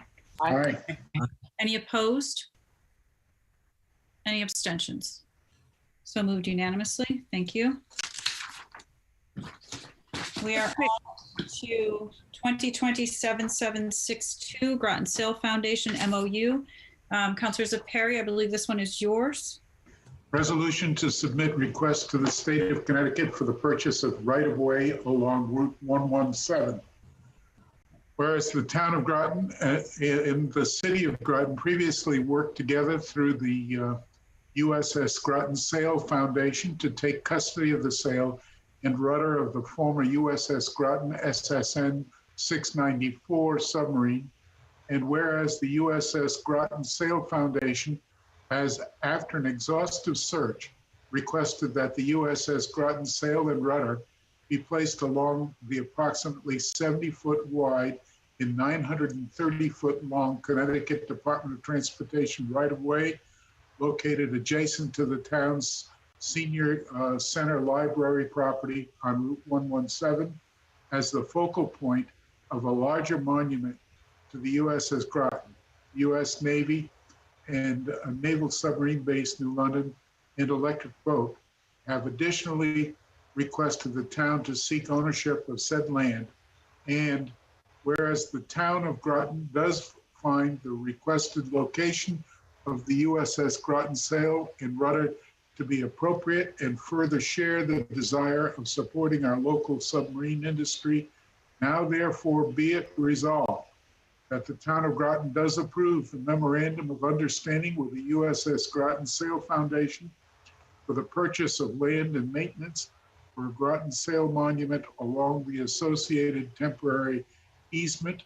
And further, be it resolved that the town of Groton does approve, authorize the town manager to seek purchase of the property after receipt of funding from the USS Groton Sail Foundation and approval from the representative town meeting. I so move. Second, Baumgartner. Moved by Perry and seconded by Baumgartner. And again, this is the item we had discussed previously in committee and we just voted on in Cal. Councilor Bordelon. Thank you. I had a quick question. Just trying to get an idea, how far down, like how exactly wide or how much land is it exactly that we're looking for the easement for? 70 feet by 930 feet. And the maps were provided at the last committee meeting. Yeah, I saw those. Thank you. I'm just thinking back because I know at one point there was a statue there, a Native American piece of artwork from a local artist. will that statue extend all the way into that piece of property, like extension there, or just on the front closest? I'm just trying to visualize where that was in relation to this, where this is going. I don't, does anybody recall where exactly that statue was? I don't believe it's there anymore, is it? No, No. It was originally taken down because it had started, I believe, to crumble from lack of upkeep. My understanding, it needed coating, and basically was, from what I read, taken down with the intention to put back up once repaired, but has never returned. So I looked into, this is John. I looked into it a couple of years ago. Someone was asking about it. Yeah. At some point, apparently, it was transferred over to the owners of the Old Mystic Village. I had spoke with Chris Regan at one point. Nowadays, nobody right currently has any idea where it's at. So we do have the former town manager. So Mark, please speak up if you know anything I haven't been able to find out. Mr. Sure. Offer? Yeah. Can you hear me? Yes, thank you. Yes, I believe what John has said is absolutely right. Probably 20 plus years ago, when Ron LeBlanc was manager, it ultimately got turned over to Jerry Olson, who was the owner of the Old Mystic Village and also the Mall Inc. properties, along with his sister, Joyce Resnikoff. I don't recall at the time that there was any thought that it was ever going to return to the library site. My understanding is that Mr. Olson was desirous of trying to preserve it in some fashion. It was in terrible shape. It had rotted extensively from the top down, and was probably just really a veneer of what we all remember. I was here when it was installed. That was on town property. It wasn't within the right-of-way. I believe it was just north of where the owl, there's a statue over there of an owl, maybe 3-4 foot tall. That was the first public art that was put up at the library site. And there was a very large stone veneered foundation that the totem pole stood on. All that was removed. I use the term totem pole because that's what the sculpture, he did 50 of these, one in each state. I think the closest one to us it may still be in Narragansett, Rhode Island. But that base was removed many, many, many, many years ago because I don't think there was any thought that it was ever going to return because it was in such bad shape. Thank you, Mr. Offinger. All right. Is there any other? Finish my final part of that, or can you come back? No, go ahead. Okay. I guess it would be important to make sure that there is no return of that. And that's why I was asking, with this, I'm all for this, the sale. I think it's a great asset to Groton. I just want to make sure that we don't block out anything else. And is it going to affect the artwork like the owl? Will that be able to stay? It'll have no effect on the artwork. It's solely out beyond the parking lot where there's nothing else except for some trees. Yeah. Because I guess there's some different stories about the artifact. I mean, the gentleman was a local artist, and it basically, as stated, fell apart. And so I am excited that this will hopefully have funding to keep it going, because there's one thing to build stuff, but there's one thing to maintain it. And if funds are appropriated to purchase this land and to purchase, to build this sale, I just hope that there's protection in there to keep with the maintenance and the upkeep, because like the our local artists who selected that location in particular because of where it was set, it's important that we maintain objects. And so I just hope that there's enough that's going to be written into this to protect and preserve the sale long after. Thank you. Great. I see no further hands, so we will vote on 2020-776 Groton Sale Foundation MOU. All those in favor, please say aye. Aye. Aye. Any opposed? Any abstentions? So moved unanimously. Thank you. Thank you, Admiral, mayors, and everyone else who came out for that item. We appreciate you being here and sticking with us. Thank you all very much. Have a good night. Support. Good night. We are on to 2020-7961 Emergency Management Performance Grant. We are back to Councilor Baumgartner. What page is that on, please? This is in your town council packet, and I believe this would be page 4. I don't have the number noted, I'm sorry. It's 2020-96 Emergency Management Performance Grant. What did somebody say there in the background? I got lost here. Page 4. Thank you. Councilor Baumgartner? Resolution authorizing application for an emergency management performance grant. Resolved that the Groton Town Council may enter into with and deliver to the State of Connecticut Department of Emergency Services and Public Protection, Division of Emergency Management and Homeland Security, any and all documents which it deems to be necessary or appropriate, and further resolved that John Burt, as town manager of the town of Groton, is authorized and directed to execute and deliver any and all documents on behalf of the Groton Town Council, and to do and perform all acts and things which he deems to be necessary or appropriate to carry out the terms of such documents. So moved. Second. Moved by Baumgartner, seconded by Saperi. Yes. Again, we just voted this in committee of the whole. Seeing no discussion, we'll vote on 2020-796 Emergency Management Performance Grant. All those in favor, please say aye. Aye. Aye. Aye. Any opposed? Any abstentions? So moved unanimously. Thank you. We are on to 2020-7981 DUI Enforcement Program Grant. I believe we're on Councilor Parker. Resolution authorizing the Connecticut Department of Transportation's Division of Highway Safety Comprehensive DUI Grant Enforcement Program Grant. Whereas the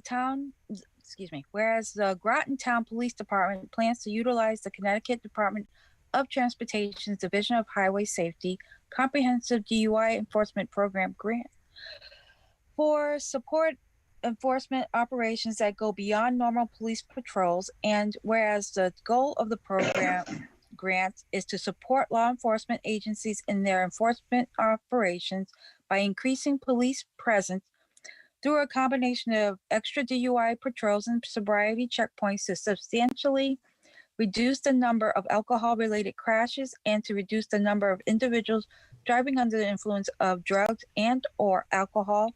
And whereas the goal of the grant is to support enforcement operations that go above and beyond normal police patrols in order to reduce the number of alcohol-related crashes and the number of individuals driving under the influence during the grant period, which runs from October 1st, 2020 through September 11, 2021.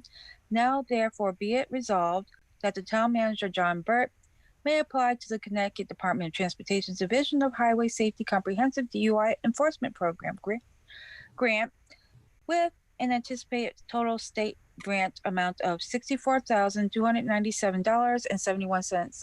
I so move. Second. Moved by Parker and seconded by Saperi. Once again, we just discussed this in Cal. And seeing no hands, so we will vote. All those in favor of 2020-798 DUI Enforcement Program Grant, please say aye. Aye. Aye. Any opposed? Any abstentions? So moved unanimously. Thank you. And we are on to our last item for the council meeting. This is 2020-801 Fitch High School Asbestos Removal Project. And we are on to Councilor Franco, please. Whereas the town of Groton Council and the representative town meeting approved $518,000 for Project 5A in the 2020 budget for removal of asbestos from the Robert H. Fitch High School. And whereas the Groton Public Schools seeks approximately 50% reimbursement from the state of Connecticut for the project, and whereas the state of Connecticut requires certain approvals from the Groton Town Council prior to award of such funding, now therefore be resolved that the Town of Groton authorizes the superintendent of Groton Public Schools to apply to the Commissioner of Administrative Services for a code project at Robert E. Fitch High School, and be it further resolved that the Town of Groton authorizes the development of plans and specifications for a code project at Robert E. Fitch High School. And be it further resolved, the Town of Groton authorizes the Permanent School Building Committee to be in charge of the code project at Robert E. Fitch High School. I so move. Second, Heed.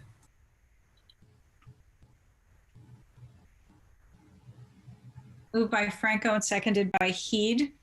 And again, we just discussed this in Cal.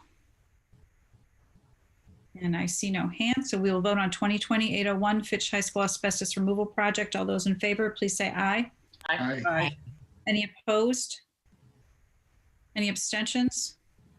So moved unanimously. Thank you. I will entertain a motion to adjourn the special council meeting. So So moved. moved. Moved Second, by Parker, seconded by Baumgartner. Baumgartner. Thank you. All those in favor of adjournment, please say aye. Aye. Aye. Any opposed?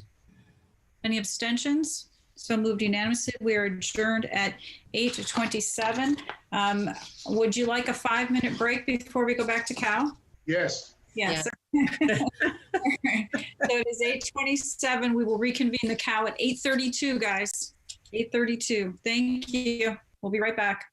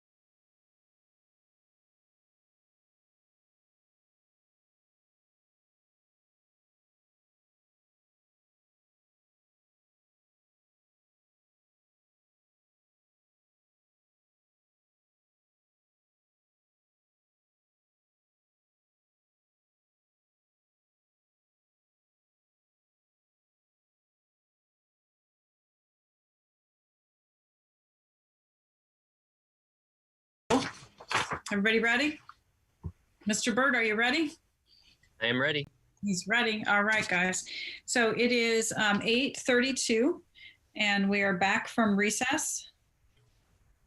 And we're reconvening the Town Council Committee of the Whole meeting. We are on to item 5H, 2020-6361, Road Maintenance and Rehabilitation. And this was on page 66 in your packet. There is no motion. We have to make some decisions here and give some guidance to staff. So I will turn the floor over to Mr. Burt or whomever. If I see Mr. Hanover is here, Ms. Landry is here. Mayor Hedrick has stayed with us as well for the discussion.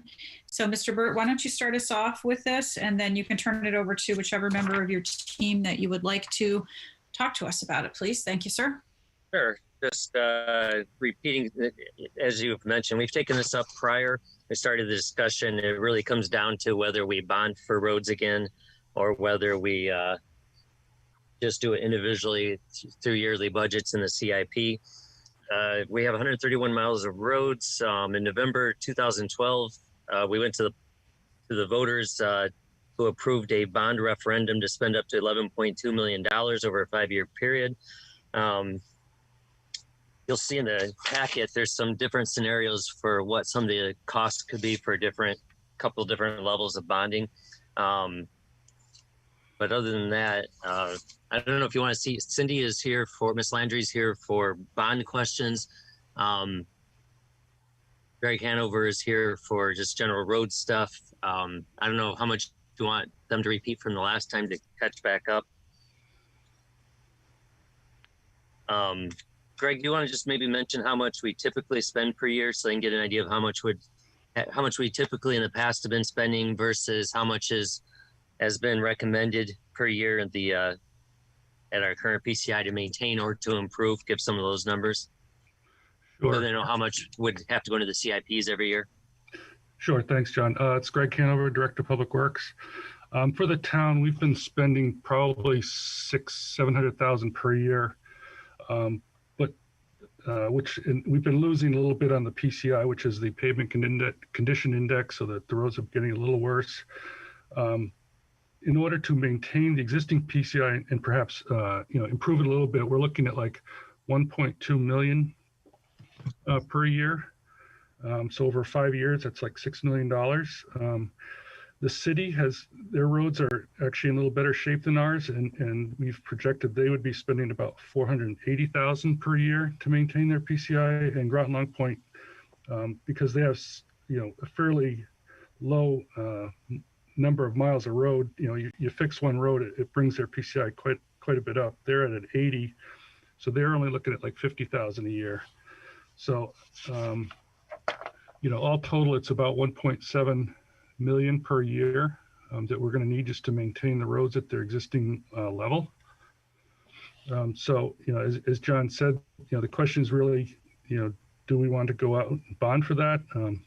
Perhaps in the November 21 referendum, which we'd have to start preparing for in like April, or do we have each entity, the town, city, and Groton Long Point, put it annually in their CIP? And because the funding for the town is down to about, Cindy gave me the number, about 390,000 is what I have left from the original referendum.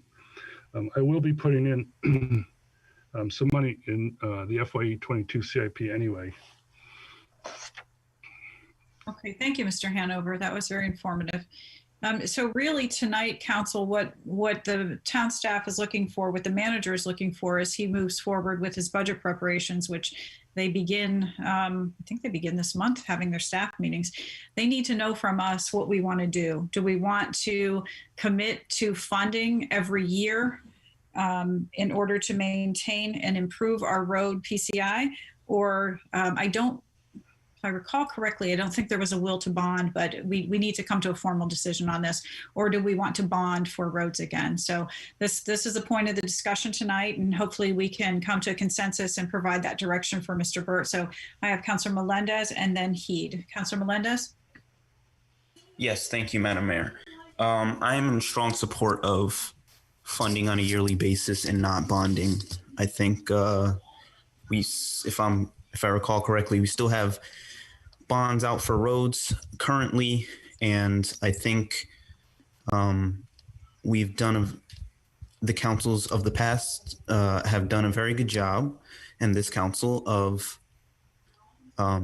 getting our debt low and our rainy day fund high, and I think we should continue to take steps to keep our bond rating great, just in case something happens where we need it. I think if the council and the RTM are disciplined enough, I think I think he said 1.6 or 7 million a year is doable without bonding. Thank you. Thank you, Councilor Melendez. Councilor Heed. You said 1.2 million per year. So my question was about how much do we spend, per year, say on the cost of bonding, like interest, the whole thing where you roll it out in the beginning? That would be a Cindy question. Yeah. Question. Thanks for joining us, Director Landry. I was trying to unmute myself. Were you looking at total bonding for all or just for the roads? The cost? Just for the roads. Like if we have a 20-year bond, what's the annual average cost of doing the bonds? And the reason why is because, I'm interested in finding out, well, I mean, is it because politically it might be easier to bond so that we guarantee we've got spending every year for future councils. But if the cost is relatively low, then that's not such a problem. But then of course you have to balance it with how much debt do we have, and can we maybe go a few years doing 1.2 million? So I was interested, what's the cost of bonding? Well, our financial advisor had put together two scenarios. If we bonded for an 11 million, which was the prior bond issue, or 15 million, and the first year would be only the interest. So you'd really be looking at the second year would be an additional increase of either $1.7 million or for the 11 million, or 2.3 million if we were to bond for 15 million. And that would be on top of the existing debt. And I think we have 3 other school bond issues that we still have to bond for. Did that answer your question? So it's 2.3 million total, or 1 point something? So there were 2 options. We would either do a bond referendum for 11 million. We issue bonds, 11 million in bonds or 15 million in bonds. He did the 2 scenarios because we weren't quite sure, since it had been so many years since we had gone to sold the bonds, that we decided to do 2 separate scenarios.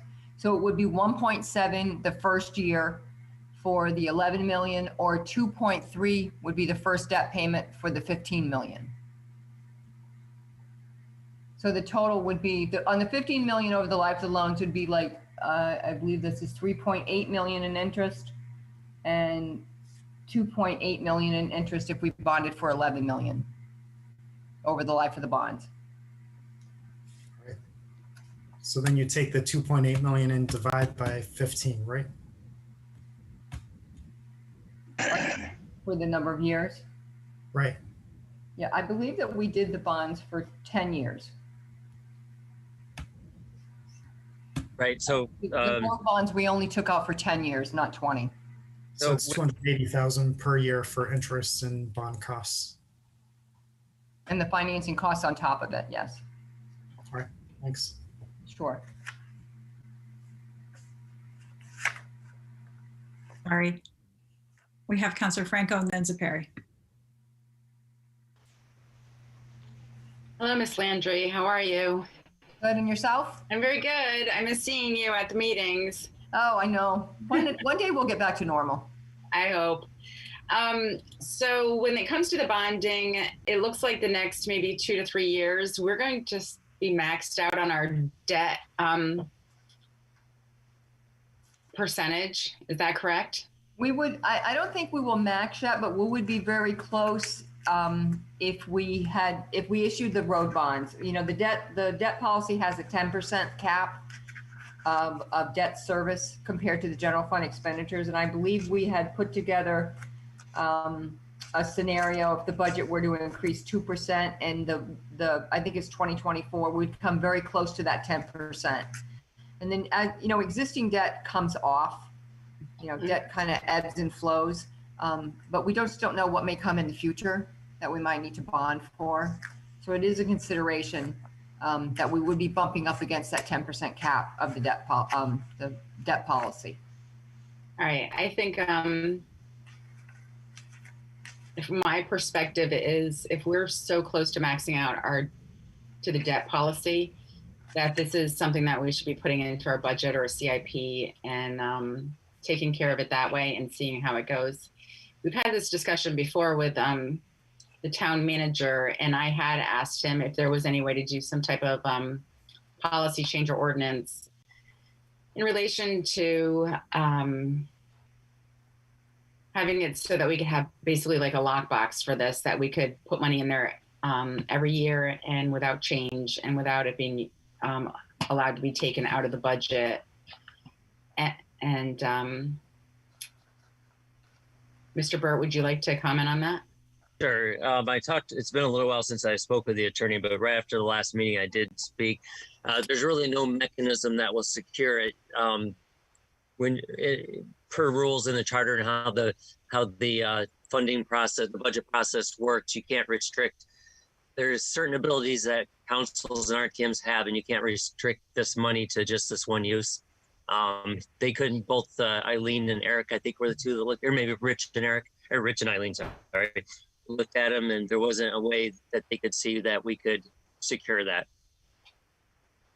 All right, thank you. So I would lean to putting this into our budget rather than bonding, and as if something did come up in the next couple of years, we would not be in a position to be able to bond. And we also have the Groton Long Point Bridge coming up, and I'm leaning towards just doing this in our budget. Thank you. And I should mention, of course, if you bond for it, that is a locked box. I'm talking general fund dollars, not going through the bonding process. Right, thank you. Councilors Perry and then Baumgartner. I agree with the people that have spoken before that we should not bond for this. The most important reason that I see is that this is an annual expense. And if we bond for it, each year we're going to be paying not only the cost of repairing the road, but for the interest of prior years. It doesn't make sense to bond for something that occurs every year. We should simply pay it each year as it occurs and avoid the interest charge. But to bond for something that recurs means that you must incur the cost of the road repairs plus the cost of financing. And it just doesn't make sense. So I am strongly in favor of doing this on an annual basis as a CIP expense. Thank you, Councilor Perry. Councilor Baumgartner. Thank you, Madam Mayor, and thank you, Ms. Landry and Mr. Hanover for coming to us tonight. Just a question with respect to if we were to pursue a financing route where it be funded via CIP as opposed to bonding. If we were to go to the bonding route, we would approve a bond that would fund road improvements for a certain number of years. So say a 5-year total. However, with the CIP route, I understand that that would mean the appropriation for funds would come on an annual basis during the budget once the town is deliberating on the town budget. So I understand you use the CPI to assess the condition of the roads. And my question is, how would you change the annual, or how would you reassess the PCI each year and factor in the work that was done the previous year, if that makes sense? So would you then have to recalculate every year before the PCI, before the budget negotiations? Sure, Counselor. Yeah, as roads get repaved, like all the ones that we did this past summer in Mystic, we upgrade our computer program to show that those are PCI 100, and that changes the overall number for the town, but it doesn't change the roads that are really bad that need to be addressed. In fact, every year those numbers drop. It's just like paint on the side of your house. If you don't address it, it just gets worse and worse until you actually do something about it. So to answer your question, we would be shooting for that 1.2 million for the town every year. But we would look at each road and probably do some detailed cost estimates for those roads that we want to address, and put that in the CIP. So it might be, slightly less a different year, slightly more, depending on which roads we're looking at doing in that particular year. And I asked that because about $4.4 million would be going to Groton Long Point in the city of Groton.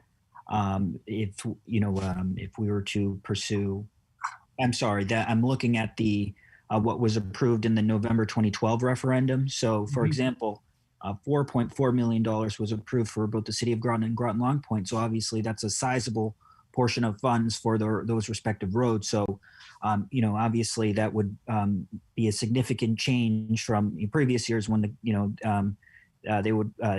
subdivisions would rely upon the funds from the bond proceeds to fund their road improvements. So would that mean that each of the respective subdivisions would come to make their case for their annual appropriation as opposed to kind of a division or the 5-year total? Yeah, each of those, the city and the Groton Long Point would have to put in their own CIP project annually and come to the council and the RTM and get that approved. Can I add something onto that? We do have, I think it's still on your Mayor Hedrick. I think there's a couple options. You can do that, but I think, Mayor Hedrick, did you in the past, have you put it into your actual operating budget for Public Works? Has that happened in the past? Yeah, we put it in the operating budget, and the reason being the way the special act is interpreted is that it's for all road maintenance. And so, because there were in previous administrations, there were times that they forced us to put it into CIPs and went to the RTM and it was cut.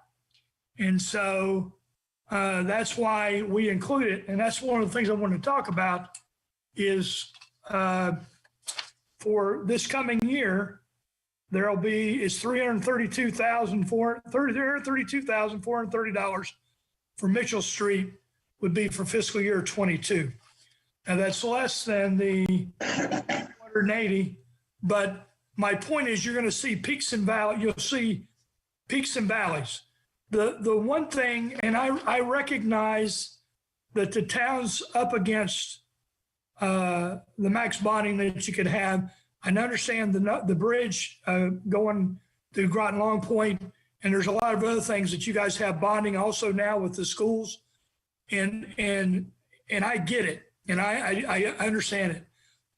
From a practicality point of view, what the bonding does is it allows the public works directors to schedule their work out, and they can actually get better deals for the following year because they can make deals between the city and town. And we've done this before, work together so that we can go to the construction guys and get deals on the paving materials and get better deals on that. The other thing is you can, if you know that you're going to get something approved or you know you got the money set aside, then you can do catch bases the year before, you can get the engineering done the year before, those kind of things. I understand Councilor Superior's concern about it's an annual maintenance, so therefore you should pay for it annually. But one of the things about if you bond is that future generations that are going to use this, the roads are usually good for about 20 years. Future generations are going to be paying for this, future users, not just the people that are paying taxes right here, right now. And I think that's that. So I don't know if that answered the question or not. Yes, Thank you. thank you. And that was one concern I had. I would much prefer to go the route of pay as you go. I think if we adhere to that discipline and make a good faith pledge to our counterparts in the city and Groton Long Point that we won't renege as we have in the past, as the mayor had indicated. But with that being said, I do think we obviously need to talk about this sooner than later, and I appreciate the mayor for coming here and certainly would welcome our friends from Groton Long Point too, because when you do factor in the fact that we are going to have to pay for many of these bridge upgrades, it's going to put a lot of pressure on the town budget, and so I think the sooner we all come to the table and talk about these things, the better for the taxpayers in the long run. Right. Thank you, Mayor. And I agree with that. I guess the challenge is, I think this council has done a very good job with financially and fiduciary responsibility and the RTM of moving things forward, and also trying to keep the taxes low. The challenge is to do that and still maintain the discipline for infrastructure, because in the past, both city and town have basically kicked the can down the road and have moved things. And then you get into a situation like Thames Street was several years ago, where we had to bond to fix it because it had gotten so bad. And that's what we're all trying to prevent in the future. This way, all you got to do is a mill and overlay instead of a full depth reconstruction, which gets really expensive. So, thank you, sir. I'll yield the floor. I just wanted to point something out. Correct me if I am wrong, Mr. Bird or Mr. Hanover, but the total we would be looking at would be the 1.68, so almost 1.7 million per year. The 1.2 would be just for the town, but we have to also factor in the cost for the city and for Groton Long Point, so we'd be up to 1.68. Is that correct? That is correct. That's correct. So I just wanted people to keep that in mind. It's not 1.2, it's 1.68. Councilor Obrey, you have the floor. Well, you might have, what I was going to ask, what I didn't understand correctly is, when you bond, there's a premium you pay up front. Is that correct? You pay the financial people, the attorneys, there's costs and fees that are fairly significant. It's really the interest that's the big cost, though. Right, but when you were saying the numbers for what it was going to cost us, you said several times the upfront cost would be, and then you gave a number, but I didn't know if that included the interest we're going to pay over the length of the bond. What's the true number, I guess, is what I'm asking. It's a bond? Yeah. Go ahead, Director. I'm not sure I understand the question. I think so. Councilor Obrey, let's say for the $15 million bond, where you'd actually have $15 million to use on the roads, you'd end up paying almost 19 million. So you're paying a few million for that one, and then for the let me flip it back a little bit. For the $11 million bond, which would probably, I'm not sure that would cut it, but for $11 million bond, you would pay $13,837,000. So you're talking almost $3 million in interest and fees. Right. I think Director Landry said 2.8 million for the 11 million figure and 3.8 million for the 15. Is that? I think that's what correct. Director Landry said. And so that includes your upfront costs? No, it's all costs.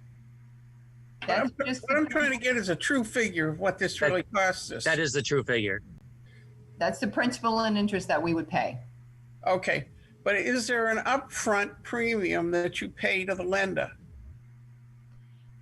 I don't know if I'd necessarily call it a premium, but we do have to pay. We have to pay for the rating agencies. We have to pay our financial advisor. We have to pay the bonding attorney. I think those are the costs that maybe you're thinking are upfront, because there's a lot of work that goes involved to, number one, to bring the referendum and then to actually go to market. And that's all wrapped in under the life of the bond. Right, those are called the issuance costs. Okay. You know, I hear what the councilors are saying, but my fear is that we have, I don't want to be disrespectful to anybody, but it became very easy to cut the money you were putting into the budget for roads. Too easy. And on the part of the RTM. We'd put them in and they would cut them dramatically. You know, one year, I think they even cut them, period. And that's my only fear, that if we do it by each year, which I would prefer to do and pay for it, because we're going to have so many other things we are going to bond, but I don't have confidence that it would make it through each year. I don't know if anybody's thought about that, but it's a reality. The cities will be safe, but the town would not necessarily. Right. You know, I've been on the RTM and, you know, things happen because they want to keep the rate down, mill rate down, and I understand that. But they'll look at the roads and say, well, we can wait another year. So you have to put that into the equation when you're talking about it.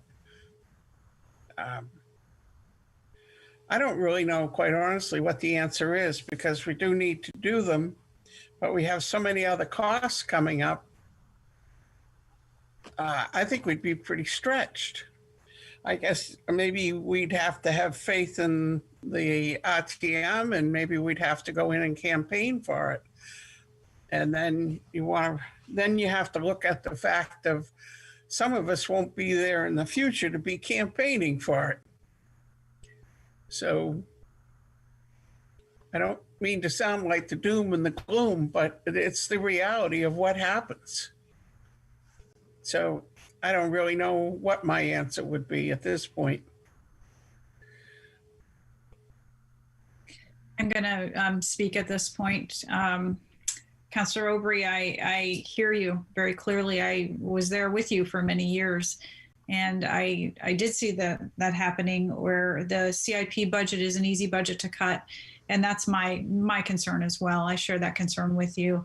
I agree we should probably do this pay as we go, but I also fear that you know, it may not be this council. We have one more budget as this council, and then it's going to be the new council and the new RTM, and we can't guarantee what they're going to do. So again, I agree with Councillor Aubry that we will have to be campaigning for this. Really, we're going to have to go to the RTM and really convince them that this needs to be done, and provide the rationale for why we're doing it this way. It's not easy. I agree, it is not easy, and I won't babble on. We'll stop with that. I do. When there's a chance, Mayor, can I say something? Yes, and then we have three councilors. So, Mr. Burt. I just want to throw out there, it's not, just so everyone understands, it's not a now or never kind of thing. You could try CIPs for a couple of years, see where our expenses are going. You could always choose the bond at any point in the future. All right, thank you. All right, we're going to go to first time hands before we go back to people who have already spoken. So I believe Councilor Melendez has not spoken on this issue, I don't think. I think I spoke first. Oh, you did? Okay. So then all three people who have their hands up have already spoken. So councilors who have not spoken, that would be Councilor Bordelon, Parker, and he spoke already. So do either Councilor Bordelon or Parker wish to speak before I go back to the second time? I just want to say I'm in agreement with Councilor Aubry. I understand the thought process, but there is a fear that we may get stuck with something and have to delay having the roads done. That's it. Thank you. Councilor Bordelon, did you wish to speak on this issue? I'm fine, thank you. Okay, so then we'll go back to Melendez, Perry, Baumgartner. I think that was the order. Oh, he has his hand up too. So one more round, guys. So Councilor Melendez, you go. Thank you, Madam Mayor. I agree. I was also on the RTM for 2 years, and the CIPs do get pushed off. When people try and find ways to cut, they think, oh, we could do the CIP next year. But when it comes to the accounts, I think people try to look relative to the year before and see if there's any increase, and they try to prevent an increase when they're trying to cut the budget. They don't try and zero it out. So is there, will we be putting this in the budget through CIPs, or could this be an account where every year it's like there's a 1% increase or a 2% decrease year over year?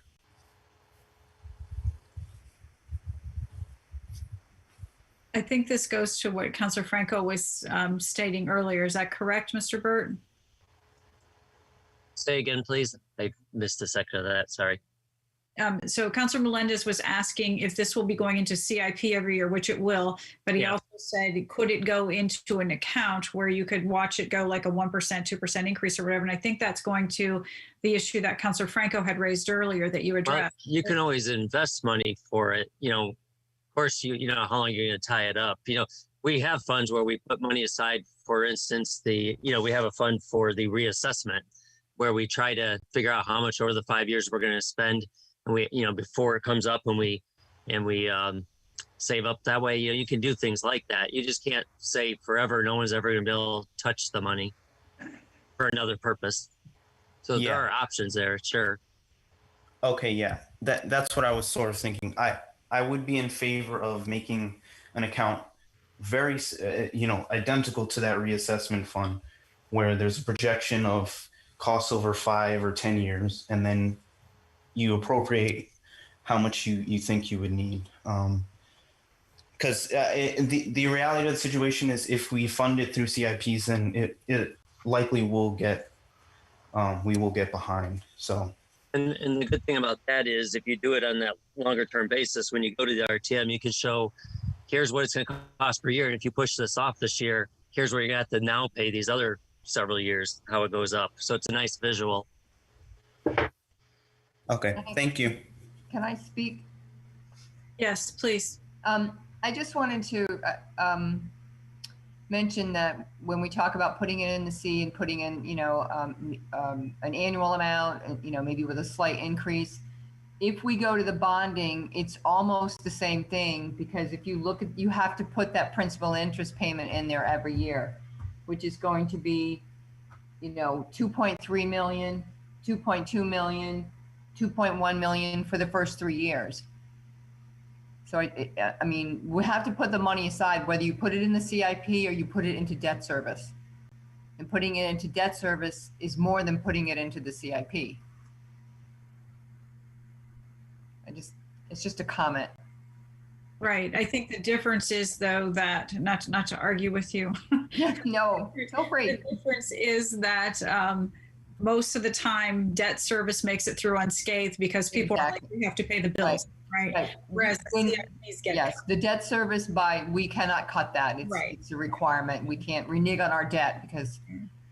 Okay, so we're going back to second time hands again, and I don't remember which order it was. So we have Zepari, Baumgartner, and Heed. So Councilor Zepari, you have the floor. I'd like to call everyone's attention to page 71 of the agenda packet. It's a very nice project planning general obligation bond, assuming an interest rate of 2.07% for 10 years. And I'd like to call everyone's attention to 2024. If we start this in the year 2021, this bonding, in the year 2024, we're going to pay $501,000 interest, and we're going to also pay $1,220,000 for road constructions, for a total of $1,721,000.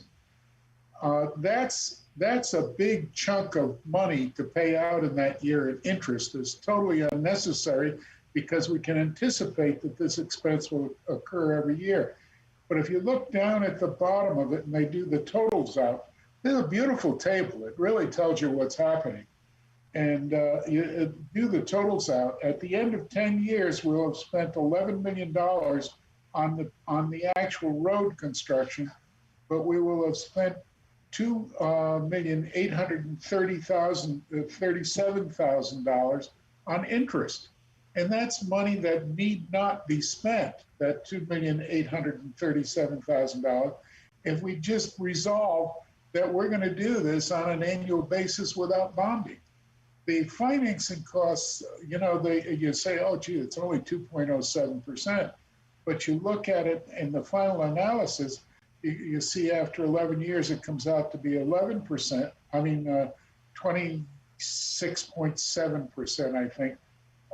And in some years, it comes out to be about a 50% interest payment.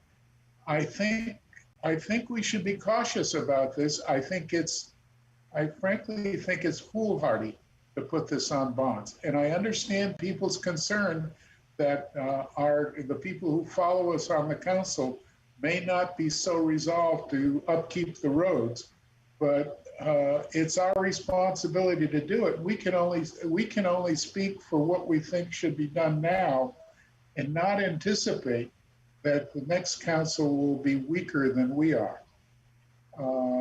I know we're pretty good, but we're not, you know, it could be better. And the next council could even be better than we are. So I think I really would like to see us resolve to keep this on a year-to-year basis and just pay it out of the budget. Thank you. We have Councillor Baumgartner and Heat. Thank you, Madam Mayor. I have a question regarding the $11 million versus the $15 million amount. Obviously, that's a different level of investment on the town side. So, how much more road would be constructed or rehabilitated as opposed, if we were to pursue the $15 million route or supporting CIPs with the assumption that over a 5-year period they would spend $15 million or the $11 amount, $11 million amount.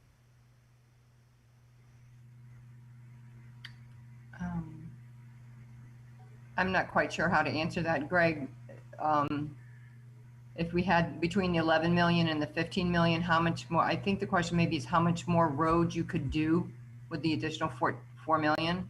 Yeah, I mean, I'm looking at the principal on those. It looks like the 15 million, it was for almost 7 million. So I'm assuming that was an example that included the City and Groton Long Point roads, and perhaps the 11 million was just like 1.2. So maybe just an example for just doing the town. I'm not sure. No, I think when we asked him to put this together, we chose the 11 million because it was close to the 2012. Mm-hmm. But we thought that, and of course it wasn't, I don't believe it was really COVID going on when we first put this together, but we had anticipated that the 11 million has taken us this far, but we'd probably need an additional funding if we were to go to bonding again. Yes. So I don't think it wasn't actually, it was just an arbitrary number we asked him to increase it to from 11 to 15, just for example. And the cost of issuance would be roughly the same?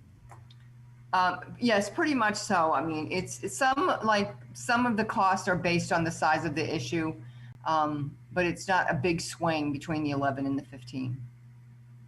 And lastly, I'm not sure how many of you will be around for the next agenda item, but we'll be discussing complete streets. And, obviously that's something that a policy or, implementing or complete streets policies within our road construction planning / framework could obviously impact how dollars are expended in the long haul as well. So my question is, would a complete streets policy or a greater emphasis on all road users of the road impact the level of investment that would come from the town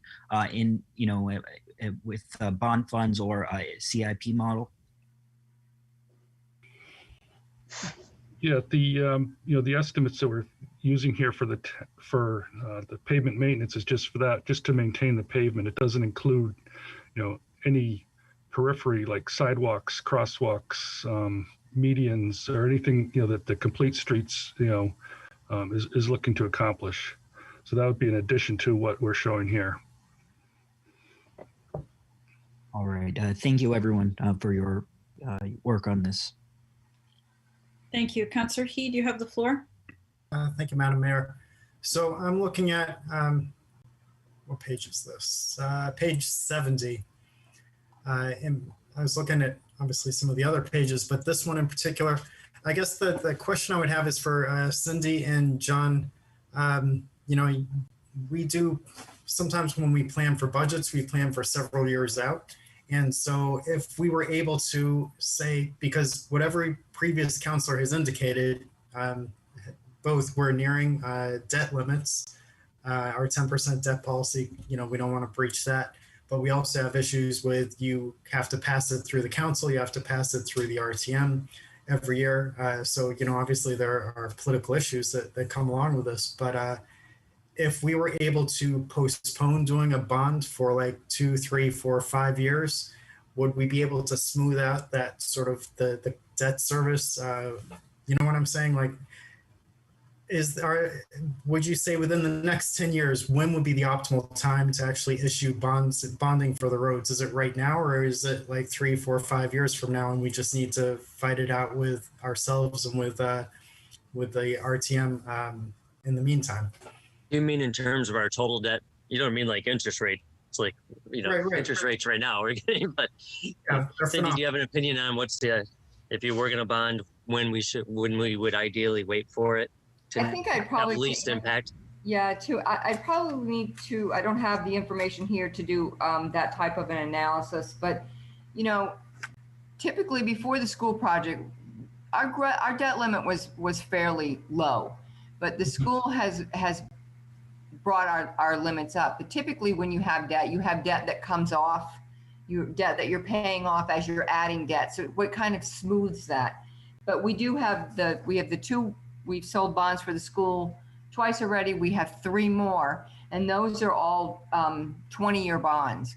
So while those go down a little bit every year, we don't have any significant debt that's going to drop off fairly quickly. So I guess as far as picking an optimum time, I think I'd like to do a little bit more, because I don't have the information here with me, to look at our existing debt and say where that sweet spot might be.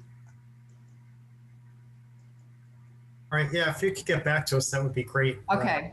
Yeah, let me do some analysis on that. All right, thank you. You're welcome. Councillor Franco. Thank you. When we had you come to us with the debt service analysis, and the actuary gave us all the figures on that, I had originally asked for that simply because I could see projecting out that we're going to bump into an issue. And when the results came in, I saw the issue. So we're looking, I think, at my personal opinion, is years out. So if let's just say, for the sake of argument, we bonded the roads, we're basically going to be almost at the max on our debt service. And the bridge, where would that come into play? I mean, how much how much is the bridge? Is it, from what my recollection is, it's something like $14 million. Is that correct? Though a good chunk of it we're hoping would be, Greg will have to answer the total cost, I forget offhand, but how much are we hoping for in grants percentage-wise, Greg? Well, I mean, the initial estimates for the bridge and the cause are like in the $6 to $8 million range. And we're looking at applying for federal grants, which will pay for 80% of it. So the town will only be paying for 20. So it'll pay for 20% of 6 million. Is that what you're saying? 6 to 8 million, yes, roughly. Up to 8 million, 20% of 8 million, let's just say. For some reason, I had 14 in my mind when it came to that bridge. I think you may be right. And so that's where my would that be easier to just pay for it in our budget than bonding the and then bonding the roads. What is your opinion on that, Mr. Burt? You're talking the bridge alone, that's, not going to fall into the same likely timeline. If you're going to bond now for roads, you're not going to probably know what you're going to pay for the bridge. You're going to have to do a separate issuance, which I'm not sure would pay for. If you're talking, we could actually get it. If you're going to pay 20% of 8 million, I think that's like 1.6 million. We would maybe break it up into a couple of years of CIPs to pay for it.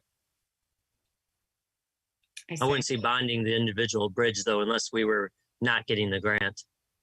Okay, and let's just say for some reason we had another bridge, let's just say fail on us, and we didn't see it coming, and it was blindsided. And is that something we would bond for, or would we dip into our rainy day fund? How would we pay for something that was just popped up and we had to take care of? It really depends on the cost as to what route you take. That's going to dictate that. And if you ever really got into a huge crunch where something had to be bonded and you were up at the upper limit, you could raise the limit. Not that I'm suggesting that or recommending that. No, I would not at all be in favor of that myself. No, me either. Can I mention one thing? Yes. Sure. When we're talking about a grant for the bridge, I think we need to bear in mind that, is this a reimbursement grant? Typical of like these Board of Education grants, and we have to appropriate 100% of that, spend the money and get the money back. So I don't know, Greg, if that's a local bridge grant, and I think I might have asked that before, but that was one of the things we'd have to consider, is if it is a reimbursement grant, will we have to appropriate the funds in full and then submit for reimbursement? That was my question too. Thank you for asking that. I was wondering if we would have to bond in order to get that grant. Yeah, I don't have the answer to that question. This is not the state local bridge fund. This is a federal grant. I don't know the details of it. I think we ran into that problem one years ago in the CIP for a school project, when we only put in the CIP our share, not the 50% we were going to get from the state, and we had to go back and increase it. Just as if they're doing for the asbestos, we had to show proof that we had appropriated the funding for this project in order for them to get their reimbursement grant. Thank you. I still, even after hearing this information, I think it would be best for maybe the next, we'll listen to Finance Director Landry's opinion when she has it, but I still think that over the next maybe 4 to 5 years, or whatever she says where the sweet spot might be, that we go towards the RTM and see how that plays out. And I know the history of that, but I think we need to leave some room in our debt service. And I don't think we should be maxing or getting close to the maxing it out over the next so many years and staying like that for numerous years in a row. I think that, just my personal opinion, it's just not responsible to do with our debt. So thank you. Okay, so what I'm hearing is I've got 4 people who are strongly in favor of using the CIP every year, and 2 who are hesitant and maybe leaning towards bonding. So we don't have a real consensus at this point. So it would sound to me like we're not ready to tell the manager to prepare a bond referendum. Is that correct? Yes. Okay. There are people we haven't heard from. We have not heard from Councilor Bordelon. And I asked if she wanted the floor and she chose not to speak. Councilor Bordelon, did you wish to speak? No, I'm okay. Okay. So what I'm trying to say is there doesn't seem to be a will to direct town staff to prepare a bonding referendum at this point. Is that correct, Councilor? I don't think we're prepared to. Okay. So then, Mr. Burt, it looks like you do not have to work on a bond referendum for this year, and you should incorporate any road maintenance that needs to be done into the CIP. Councilors, are we in agreement on that? No, yes. What was the other way they said we could do it, though? Not a CIP, but What Councilor Melendez had asked about? I beg your pardon? What Councilor Melendez had asked about, creating a separate account or function? Yeah, there was another way, so it would show as a debt, and then the debts have to be paid. What was, John, what was that?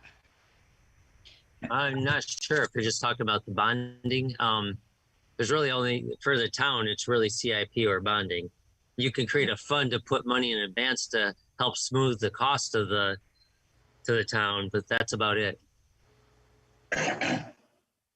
Councilor Melendez has his hand up. Councilor. Yes, just a question. Would I have to send a referral to create an account like that? Yeah. Well, first of all, Director Landry, can that be done? Well, I think so. We're talking about taking it out of the CIP and creating a road paving fund. Right. Well, it would still have to be through CIPs. It's just like it would be just like we do for the reassessment. You put money in advance, so we have 5 years. We know we're going to spend $1 million. So you put total, but it's going to fluctuate. So you put 200,000 a year in each year, but it's still going to be a CIP or anything like that. Well, I was thinking it would be like we have contributions to other funds in the general fund. Right. So it would be either there or under contribution to reserve fund. Right. But, okay.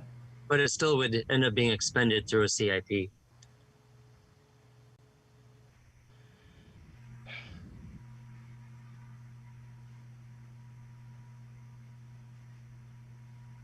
Unless, Cindy, you know a different way. As far as I know, it'd have to go through a CIP Yeah, to actually expend it. I'm thinking we do budget in the CIP. Take, for example, there were years that we budgeted for the Economic Assistance Fund, or we budgeted for the Land Acquisition Fund. Those went into the CIP, but we immediately expensed those and moved them into those separate funds. I thought that was where we were going.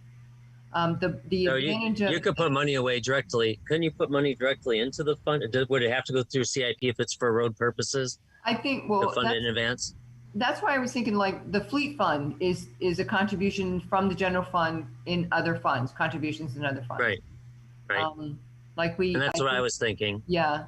So I think you have two options. You either put it as part of the CIP and then move it into its own separate fund, or you just use the contributions to other funds in the general fund and make it directly into that fund like we do for the revow fund or the fund, or the but once you're computer ready to do a road project, it'll be put in a CIP to expend the dollars.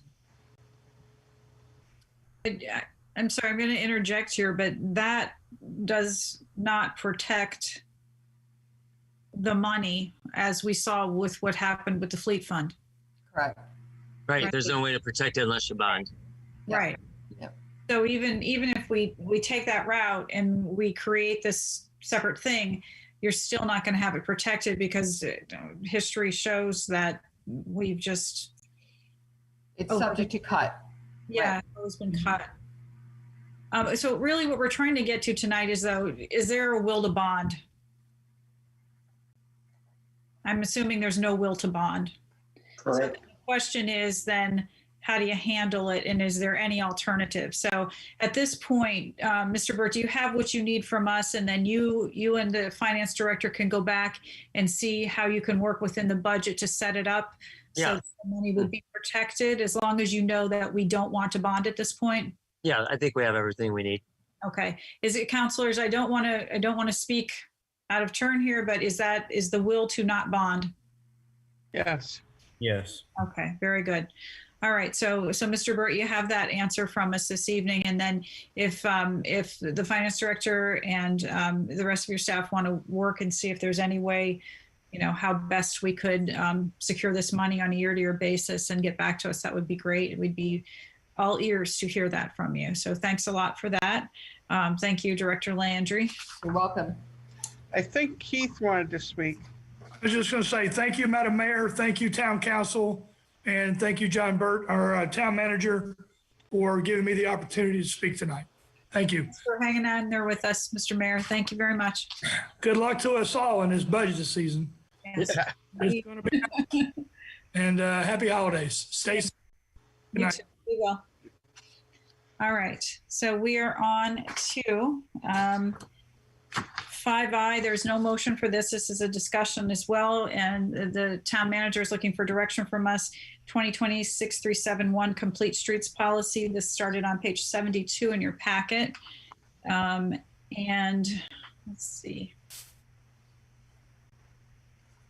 Councillor Baumgartner, did you wish to speak on this since you mentioned it earlier in the evening, or do you want to have, I thought we had a guest, but I'm not seeing the guest. Give me 1 second. Are you talking about Mr. Frost? Yes. I think he was here for the Groton sale. Okay, very good. Oh, and it's Brian Kent that's here. Yes, correct. That's right, his partner. Did you want to introduce us, Mr. Burt, or to Mr. Hanover, or do you just counsel talking? Sure. You know, we've talked about this before. We did attach the earlier presentation to this packet so that you could review those materials. Brian Kent, who's very versed in these, there's not a ton of these out there in Connecticut right now, but Brian Kent sent one he thought was a good example. And this is based on that template, which would require us to look at all the options, you know, for the complete street goals as we look at each project. So I'm going to start the question off and just ask, if this council chose to adopt a complete streets policy, would every road project we do be bound by that policy, or could we select which roads we wanted to apply it to? No, we would select which roads. For instance, you could run into issues where there's just no way to obtain right of way to do some of the stuff you want to do. There's no way you could actually enforce it all. It could also be, you know, you could have a project where it could be done, but it could cost several million extra. You're going to have to look at it a case by case basis. Each one's different, but it would require us to come up, you know, to come up with those numbers, what we think it would cost, and to have those considered. Okay, so this would be then a philosophical decision that the council would make, and then the practical implementation of it would be on a case-by-case basis. Right, and then the council would basically have to decide if they want to spend the extra dollars to, you know, for each project to do the extra bit. And Mr. Hanover, you know, Greg, if you have anything you want to add on to that. No, I think, you know, paragraph 4 of the policy on page 73 pretty much states that, you know, we look at it for every project, but, you know, clearly there's going to be exceptions, you know, funding right-of-way issues, as you mentioned, John, those type of things that make it, you know, unreasonable to pursue those goals. And an example is on Thomas Road, where the intent was to widen even through the bridge. But then that was going to turn into, you know, how long did that go on? I forget, but it was going to be many more years and several $1 million more if it could even be done. I think 15, 20 years maybe. Easily. All right, so we have Councillor Bordelon, then Bum. Thank you. I just had a question. So Kent Frost, Brian Frost, they're the ones that kind of came up with this. They didn't come up with this. Brian Kent, who's knowledgeable on these things, had sent this as a good example for something that we should be looking at. If this is adopted from that one, it's not the exact wording, but it's basically the same. I think, didn't we have a presentation on this? Yes, and it's attached in your packet. Yeah. What's the cost? Oh, I'm sorry. You know, I had talked to Brian Kent before about average costs for these type of things, and there is no average cost. Every project's totally different. It's not like you can say it's going to be 5% generally, so they're all different. Councillor Bordelon has the floor, please. Councillor Bordelon, you're muted. I wasn't speaking. I was giving it a minute just to make sure I was okay to speak. Is it okay to speak now? Okay. I guess my question was, so did we pay for them to design this, or this is just something that they came up with and presented as an example or an idea to us? I remember the presentation, but I wasn't sure or couldn't quite remember. They are not contractors. We've not contracted for anything with this. They're just helping us out. And like I said, there's not many municipalities in Connecticut that have adopted this. This was one that Brian Kent, who's very knowledgeable on these things, said is a good example. Oh, okay. I saw a couple others out there, but they weren't Very good. I was just curious because I'm just seeing a reoccurring name: the Kent Frost, Chad Frost, Knowing Gardens, The Sale, Complete Streets. They donate a lot of their time for free.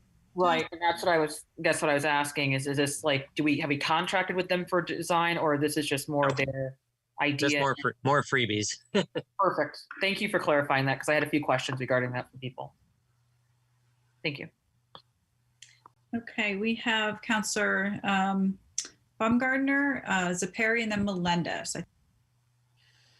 Yes, I would just like to note on the record that Brian Kent, as a in his capacity as a private citizen and resident of our community, functions as the chair of Bike Groton, which is the foremost bicycle and pedestrian advocacy group in Groton. Has coordinated the bike share program in Mystic, and this is all done on their personal time. And if it is my understanding that that organization that consists of several volunteers who would like to see these types of reforms in our community from throughout our community have supported our efforts to embrace a complete streets policy. So I would just like to note that, especially since obviously that is work is done in an volunteer capacity, and they are spending their time advocating for this. And Brian Kent functions as its face in spokesperson. So just with that being said, I thank the mayor for continuing this agenda item. I think it's so important and will ultimately inform some of the decisions we make with how we spend money for roads in the future. I think it is important to view them not as separate, but one and the same, that if we are to invest in our roads, that also means we ought to invest in our sidewalks and our bicycle infrastructure as well, to support both the recreational and multimodal transportation system we have here in Groton.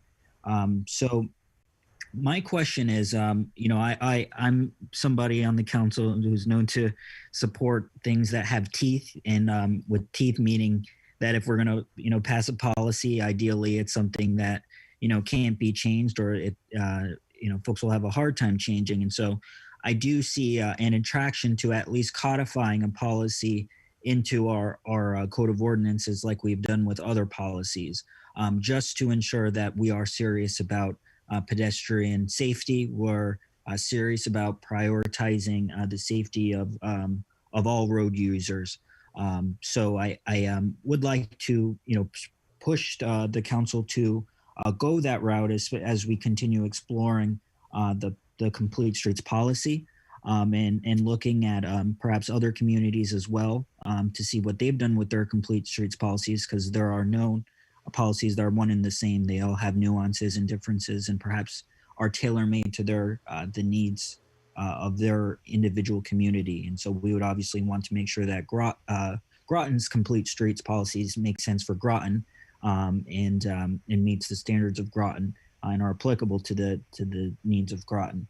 So I do like that section, the language in section 4 that Mr. Hanover talked about, so that way it's not some of the requirements aren't so stringent, that if a project is out of the price range of the town, that obviously we recognize that, and not spend money frivolously, as well as right-of-way concerns and some of the other engineering problems that is written in that policy. So I really like this policy as a framework and as beginning, as we begin to take steps, and really look forward to having this discussion with the rest of the council.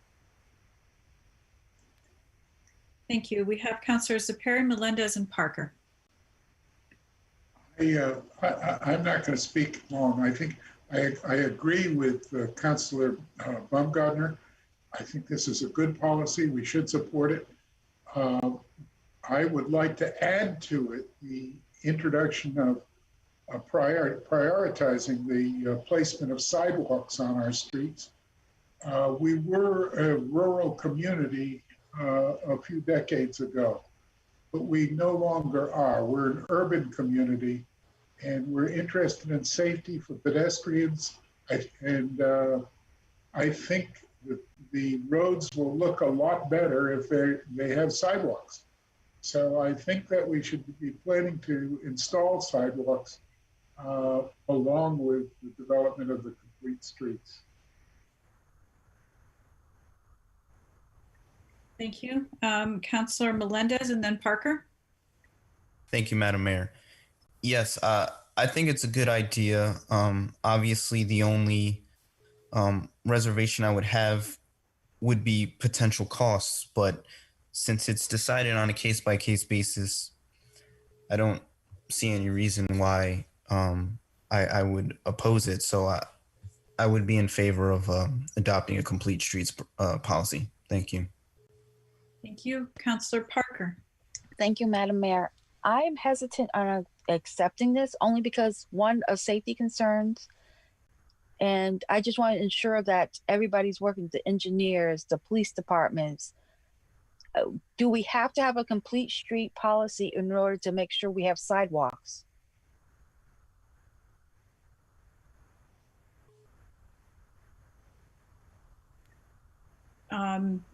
Mr. Burt, I Well, don't think so. you don't have to, no. Right. We have some ordinances, but the complete streets policy goes beyond sidewalks. Yes, it does. It has some other, and I have concerns. But do we have to have the complete street policy in order to implement having other safety concerns? Do we need to that's my question. Do we need to have it? If we can go around it without having to do this whole entire complete streets.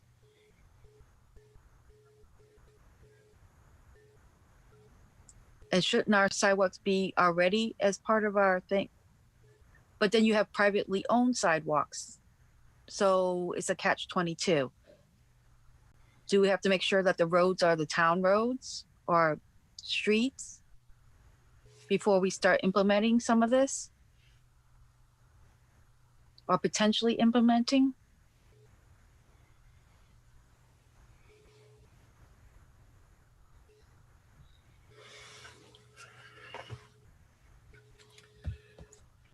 I don't have answers on that. I'm not sure if you were looking for a direct answer to this. You're just making rhetorical questions, I assume, to give us food for thought. So thank you for that. We are on to Councillor Heed and Franco next, I believe. Thank you, Madam Mayor. I'd just like to speak in favor of having this as a policy. I think having it as a policy, it's a great way to put it on the agenda so that when they bring roads to us that need to be worked on, we can address the current shortcomings, and not to mention if there are any new roads that go in, new developments, anything like that. It sets a new standard and an expectation. All right, thanks. Thank you. Councillor Franco. Thank you. In a sense, I agree with Councillor Parker, where I don't know if this has to be a permanent policy as such, because I do agree with the concept of the complete street philosophies, but I don't want to lock in the town to a permanent policy that has to be implemented on and work completed on such a rigorous, schedule every time we want to do some roads. And as such, I also would like to know why, or would like to know, like, basically, could our public works department just work on these type of things as they're going? I mean, I think they know what could use sidewalks. They know where they could put some bike routes. They know our roads better than probably any of us. And they probably have some great ideas as to what could go there. I just don't want to have maybe a committee or a task force going over there and looking over every single road that the public works does to implement this type of, policy. So me personally, I would just like our public works to handle this type of thing. So, and not have it permanent in a policy. Thank you. Councillor Aubrey hasn't spoken yet. I think it's very generous of the people that are offering to do it. And I think we would learn a lot. I learned a lot from the first presentation. Really ties in with some things, other things that are trying to be done in town. And it doesn't have to be a policy that we put into a permanent policy. I think we should look at it as an educational arm and take advantage of their generosity. And then if we then think we want to make it the street policy, fine, but let's learn a little bit more from them and then decide what we'd like to do. Right now, we're kind of deciding without, looking at what's going to be in it. As we saw before, things that had been done in other towns. I think this would probably come more down to what could be done in our town. And I think that would be excellent if somebody's generous enough to do this for us. So I would be in favor of being educated a little bit more. Councillor Bordelon. Thank you. I'm in full support. I mean, I really think that it speaks volumes and, legislate health.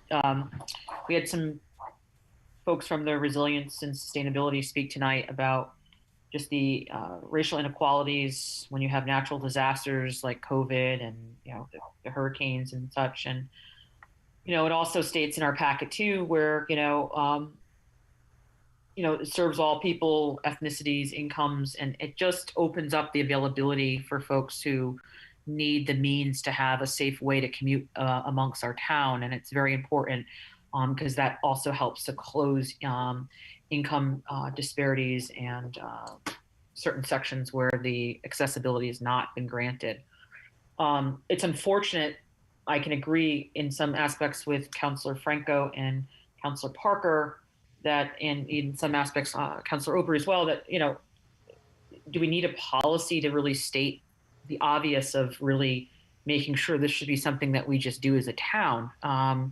Having, accessible sidewalks and safe walking areas, that should just be a town priority, just like our streets. I think when we look at our roads, we should really start to incorporate our sidewalks as our other means, as well as bike paths, as means for people that utilize that on a daily basis, and opening up the availability for people to be able to exercise and walk and decrease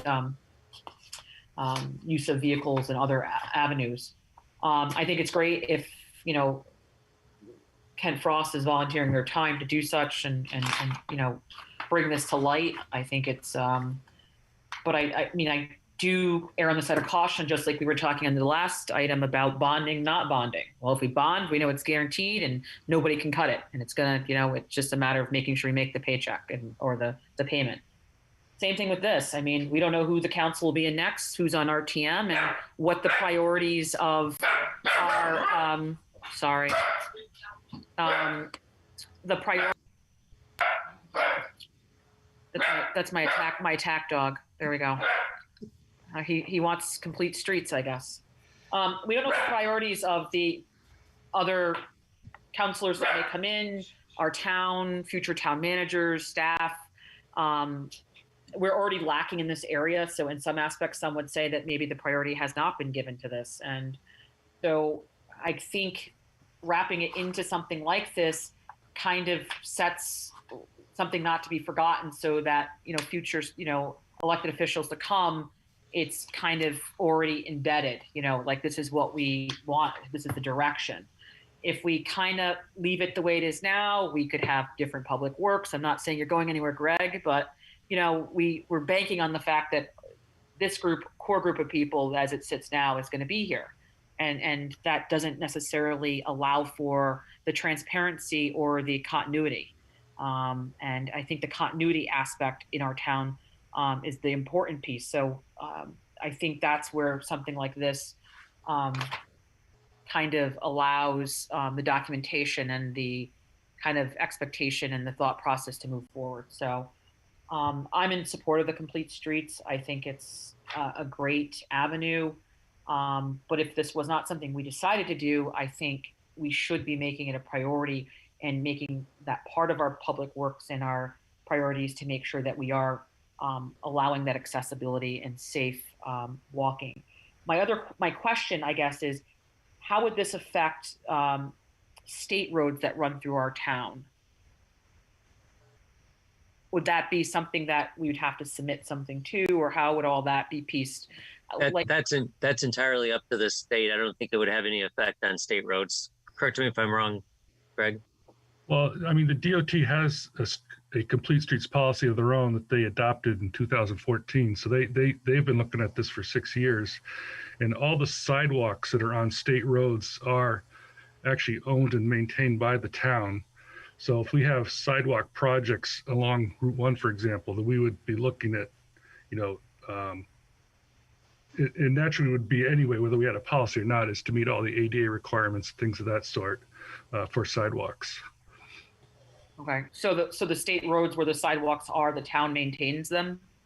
Yes, it's a legislative act that the state has, passed all the maintenance onto the towns. Mm-hmm. Okay, and then so how about the implementation then? If I'm just thinking out here in the city town line over here, there's not a sidewalk on the hill past Sneakers going up to Clarence B. Sharp. Let's just say, would the town then have to submit something and say, hey, to the state that that's one of the great reasons I would support this, like a sidewalk is needed there so that EB employees can walk from the parking lot down by Sneakers up the road and not have to worry about falling or having a disability and not being able to do that hill because they don't have a proper sidewalk. So how would something like that be generated with something like this? We would put in a CIP project for that. The town can certainly go in and construct sidewalks in the state right away. We've done that numerous times. In fact, coming up in this budget cycle, you'll see some proposals of mine to put some new sidewalks in throughout town in areas that don't currently have them. Okay.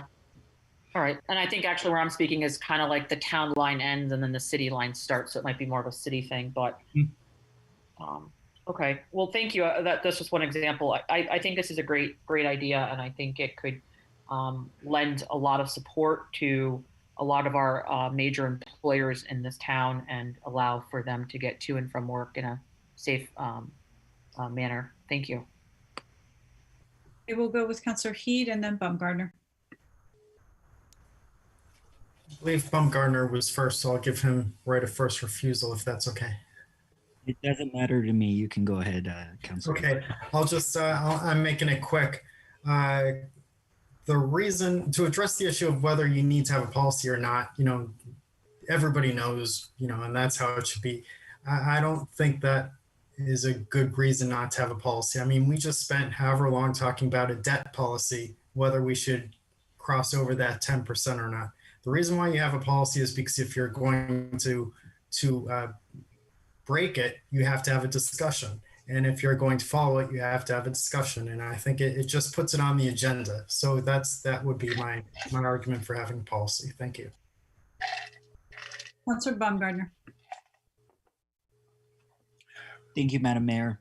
I know we have discussed resiliency and sustainability tonight, and what is more resilient and sustainable than taking people out of their cars to walk, to bicycle. And, that's essentially what the Complete Streets policy calls for. We have visionaries within our economic development team who have developed a vision for what is known as downtown Groton, where we currently have strip malls. And there is a long-term vision to develop that into mixed use, mixed income neighborhoods where you have storefronts that in a walkable setting with residential units above head. You get density and infill development, and a complete streets policy would really help augment and complement these long-term goals and visions of our town, because they would, they would dictate how roads around those corridors will be developed. We want to ensure that if we're going to be having more housing and more storefronts that will encourage more pedestrians, we want those sidewalks to be built in a safe manner. We want roads to be built in a way that vehicles can't travel at high speeds. So I see this as a public safety issue. I see this as an economic development issue. I see this as an issue that touches so many different areas, and which is why I think the town really ought to pursue this in the long term. I would also note that tonight we discussed if we were to pursue the route of bonding, how we would be paying the cost of issuance in addition to the interest payments. And that would be a sizable additional cost. And in my eye, if we were not to go that route, we would then also be saving that amount. And what I propose, or what I envision, is that obviously if we were to put more investment in bicycle and pedestrian infrastructure, there would be an additional cost. And perhaps, if we were to pursue the route as pay as you go, that money that we would have otherwise spent on the interest could be allocated for those kinds of enhancements. So nothing further. Thank you, Madam Mayor. Thank you. Councilor Franco. Mr. Hanover, so you're our Director of Public Works, and do you have ideas of things that we could do with our streets and what areas? I mean, do you have some things in your mind that you would like to see in our town, on our streets? Like I said, there's a master pedestrian bicycle plan that was developed a number of years ago that we're looking at, that identified areas where sidewalks should be installed.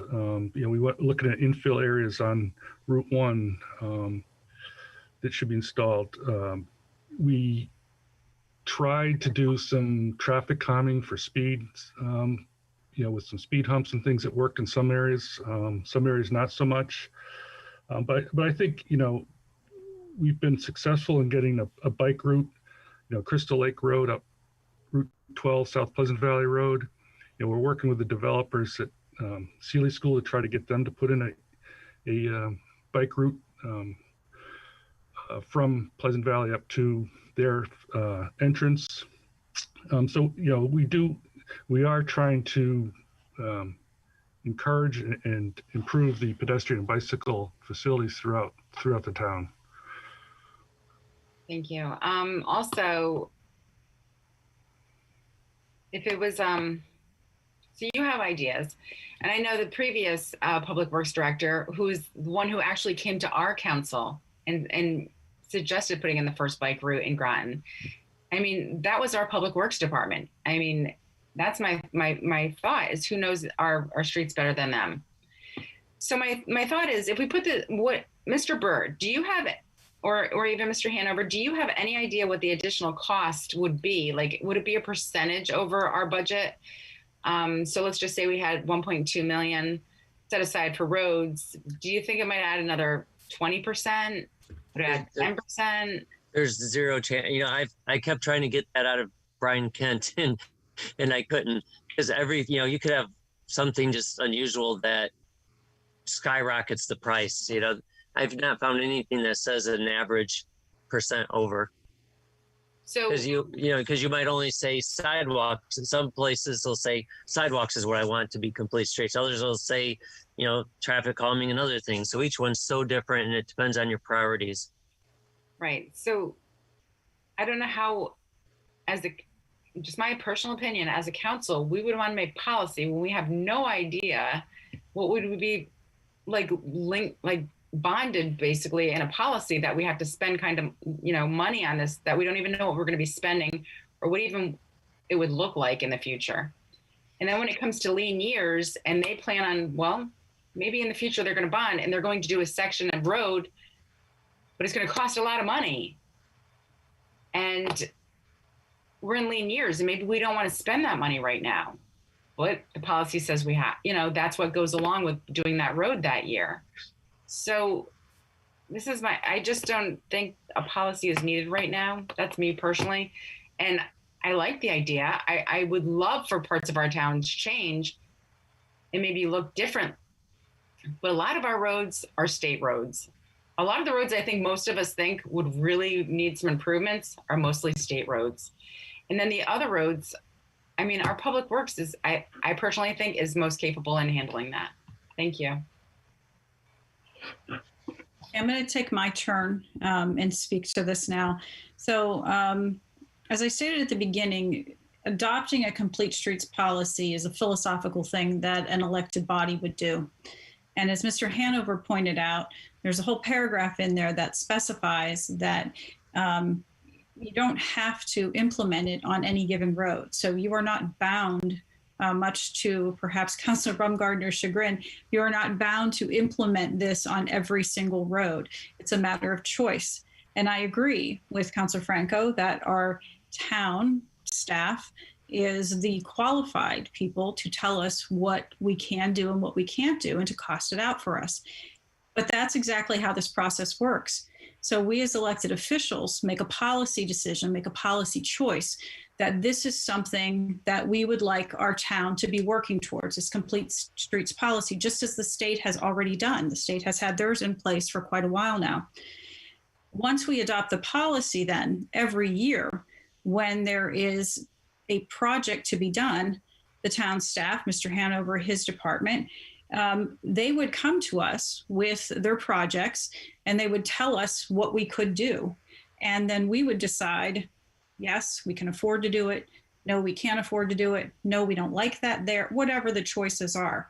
So we are heavily relying on our town staff to provide us with their knowledge and their guidance as to what will work in Groton, because what works here may, not be the same as what works in another town across the state. So I would just say that, the cost, again, you can't really say, because it's really going to be up to us, right? And who sits in these chairs after us to decide what we want to do. So do we really want to, Thomas Road's a perfect example. If that project had gone forward with the way it was originally intended, it would have been millions of dollars. And we said, no, we can't do that. So town staff said, here's another way. And it was something that we felt was fiscally responsible to do. And we went ahead with that. This is the same type of thing that would be happening if we adopted a complete streets policy. So it's a philosophical thing. We would be saying to the manager and his staff, this is where we want to go with it. And then every year, when it's time for the CIPs, they will present options to us based on the philosophy that we've adopted. And that's how I view this. And we're going through on second time speakers here. And I just wanted to give everybody an update since it's 10 o'clock right now. We have 6 counselors that have come out in favor of adopting a complete streets policy or moving forward on a complete streets policy. So that's a majority of the council that wishes to pursue this. And I know we have other hands up at this point, but I just wanted to let you know where we are and that we are at 10 o'clock. And I wanted to throw out an idea. If I know town staff, planning staff is busy right now. So if you would like, since we have a majority that want to pursue this, oh, and I needed to say at 9:52, Councilor Parker had to leave the meeting. So we are 8 counselors, sorry for the delay. If you would like, we could create a group, a task force group to look into this further. And as Councilor Obrey wanted to learn more about this, but it is something that we have a majority that wants to move forward with. So those of you who wanted to move forward on this, would a task force be acceptable to you to progress this idea? And I trust Councilor Obrey would be interested in this, as you said, you wanted to learn more.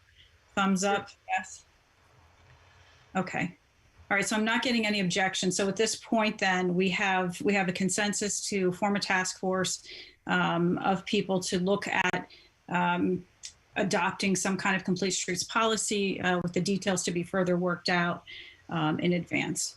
And Councilor Bordelon had her hand up, so we're going to let Councilor Bordelon speak, given that we're wrapping this up. Did you?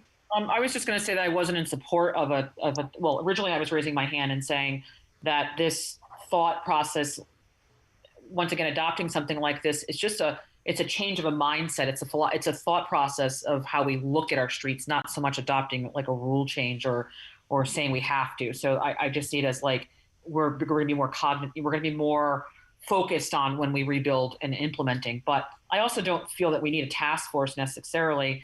I think it's something that should just go forward and let the send it to the planning and zoning or public works. And I don't really think that we should waste time and dig our heels into a task force. But that's just my opinion.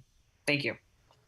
So, Mr. Burt, is planning available to work on this right now, or what is your preference on this, sir? Well, first of all, in terms of working on what, because this is a draft policy that we worked on. So anything else we would need input or guidance. So if you want to change it, I think a task force is probably the way you're going to have to do it.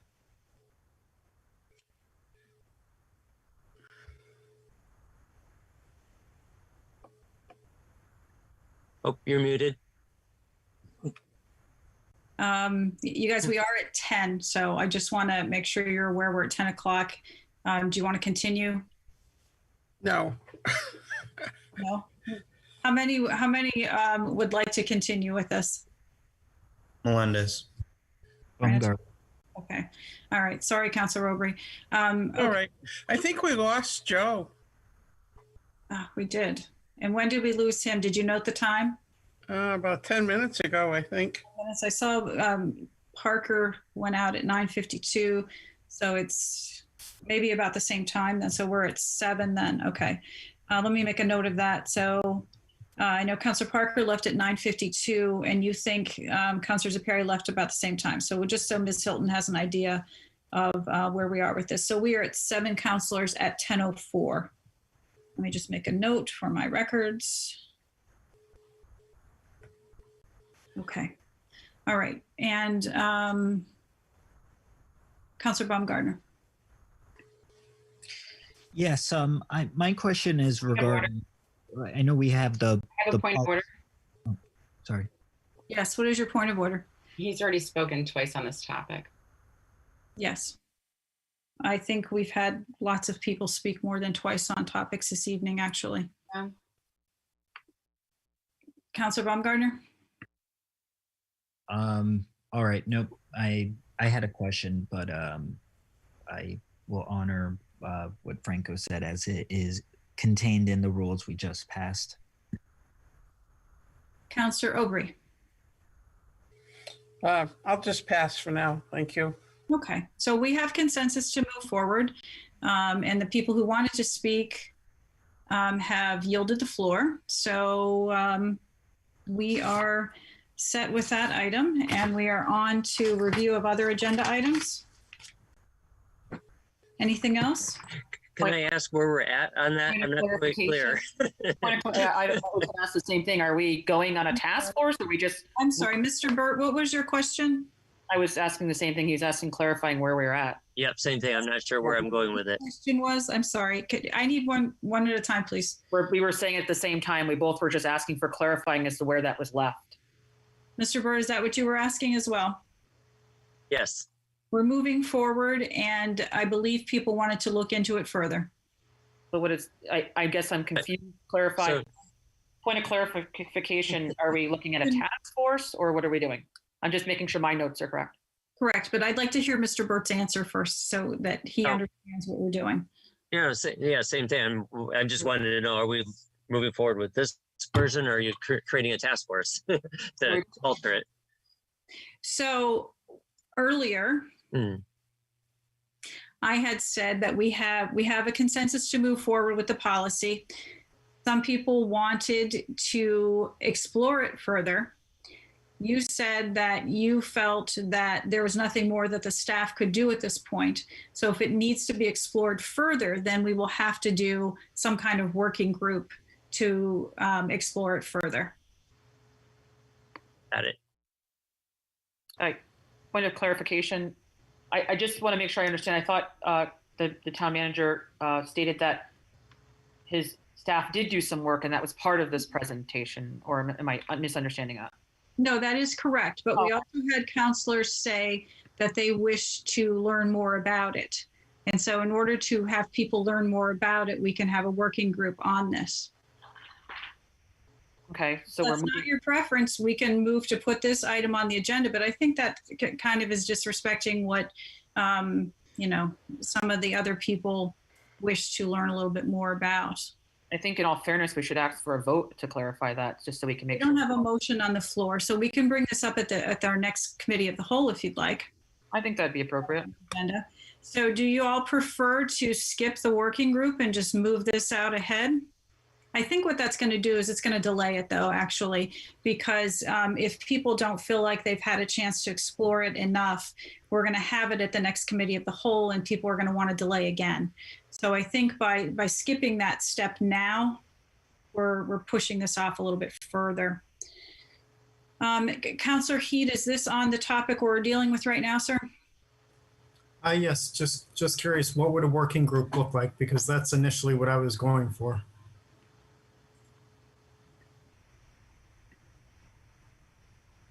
You're muted. I clicked outside of the box. I would say, you know, probably, I don't know, you know, 5 people, perhaps a counselor or 2 who chose to be on it, and perhaps some citizens of the community who have expertise in these matters, and coming together and just kind of hash things out and present educational materials to us, kind of like the short-term rentals working group did, where we gathered information and we fed it to all of you for your perusal and consideration. So that would be my vision of it. And I think we have enough counselors that would be willing to work on that. So if we had 1 or 2 counselors and then people from the community, that's my thoughts on that. Councillor Melendez had his hand up, and then we'll go to Councillor Aubrey. Yes, thank you, Madam Mayor. I just wanted to just say I am in support of this version, actually, of this complete streets. But if you know, it's a consensus to get more information by other people, I'd support a task force. But I am in support of this version as it sits now. Thank you. Thank you, Councillor Aubrey. In here, it says a draft policy is included under the agenda items. Should the council be interested in pursuing the policy, it should be referred to the Planning and Zoning Commission for comment. So I think we have some steps we have to do before we even decide. I think I assume that's, you know, that's what's here as a suggestion. I think it's appropriate that the Planning and Zoning Commission tells us what they think of it. So I'd like Mr. Burt to clarify that. Mr. Burt, do you need a definitive answer from us? So now you know we're interested in pursuing this. Right. Do you want something more concrete from us? Well, what you could do is we could send this policy on to the Planning and Zoning Commission just for comments and input. They might have some ideas that a potential task force, you know, we could then incorporate some changes that make sense. You guys can decide how that looks and whether you want a task force to further refine it, something like that. Yeah. Councillor Aubrey, would that suit your desire to learn more about it if we did it this way? I would think so. Okay. Is there any objection to doing it that way? I see 2 hands. And I don't know who's went up first, so I will let you 2 figure out who wants to go first. Can I do a point of order that we vote to see if people can speak more than twice during this? We can, if you'd like, or we could, your choice. If you want. What's the preference of the council? You want what we wrote? Can I say what we wrote up? Mm-hmm. I believe is that we all have an opportunity to speak twice in order. Mm-hmm. After that, if you wish to speak, you can speak again with the council's permission.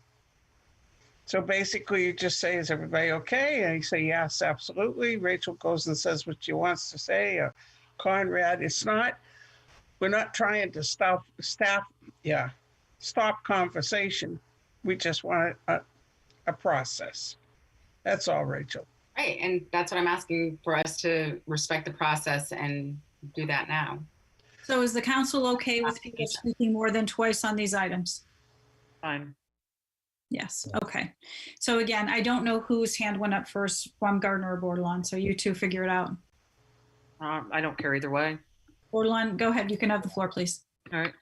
No, I was just going to say I agree with Councilor Melendez. I think as it's written, and I agree with John Burt has stated, I think as it states in here, sending it on to planning, zoning, let them look at it, see if it generates any more feedback. And I think that might move the process a little bit faster in the sense of starting a task group and then sending it. Like, let's see what they say and then decide if we still want to develop a task force.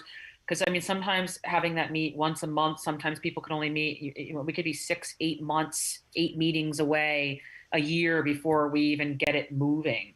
I mean, sometimes task force are great. It depends, but I mean, it's a lot, to meet. And so I'd be interested to see what this looks like once we send it on as it states here, and then see if it generates more. In the meantime, we all can reach out and ask questions, look this up. Complete Streets is part of Hartford. It's online, and the DO, it's everywhere. And then see if people need more, then we could always execute it that way first and then go from there. But that would be my recommendation. Thank you. Great. I think that's a good idea, and that is respectful of other people's opinions as well. So I think that is something that we could probably all live with. Councilor Baumgartner? Yes, so I'll make a motion to send the draft Complete Streets policy for the town of Groton to the Planning and Zoning Commission for comment. Second, Bordelon.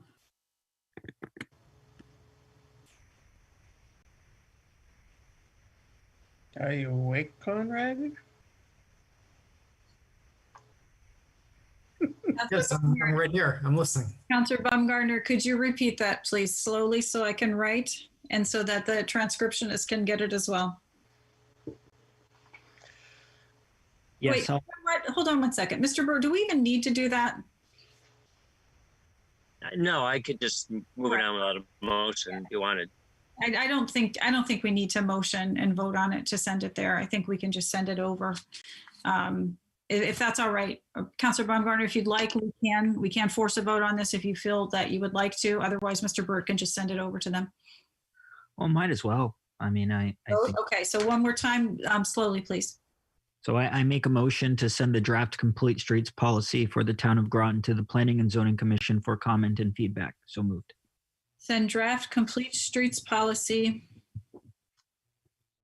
to Planning and Zoning for, how did you phrase it, sir? Comment and feedback. For comment and feedback? Yes. And that was moved by Baumgartner. Who is the second, please? Is there It was Bordelon. Bordelon? Moved by Baumgartner, seconded by Bordelon. Okay. And it is your motion if you wish to speak further on it. I think we're pretty clear on what we need, but you have the option to speak, Councilor Baumgartner, if you'd like to. Yes, and I think by the time they come back to provide that feedback, we would be in a better position to assess whether we need to establish a task force, which I do personally support as well. I think it's a natural next step anyway, but to honor that process and to obviously honor the necessary involvement of the Planning and Zoning Commission as we assess moving forward with endorsing this policy. Thank you. Thank you, and I appreciate you typing that in the chat so I could read it. Thank you very much. All right, so we are at 7 councilors, and we will vote on Councilor Baumgartner's motion, which is to send the draft Complete Streets policy for the town of Groton to the Planning and Zoning Commission for comment and feedback. All those in favor, please say aye. Aye. Aye. Aye. Opposed? Abstentions? So moved unanimously. Excellent. Okay. Now we are on to review of agenda items. Mr. Burt, do you have anything? I do not. Okay, actually it's 10:17. We should close this out, guys. Is there any other business? Good night. I'll entertain a motion to adjourn. So moved, Baumgartner. Is there a second? Second, Heed. Move to adjourn by Baumgartner, seconded by Heed. 1, 2, 3, 4, 5, 6, 7. All those in favor, please say aye. Aye. Any opposed? Who wants to stay? I'll oppose. Any, any abstentions? 6 in favor of adjournment, 1 opposed, Bordelon, and 0 abstentions. We are adjourned at 10:17. Thank you very much, everybody. Enjoy your holidays. Be well and be safe.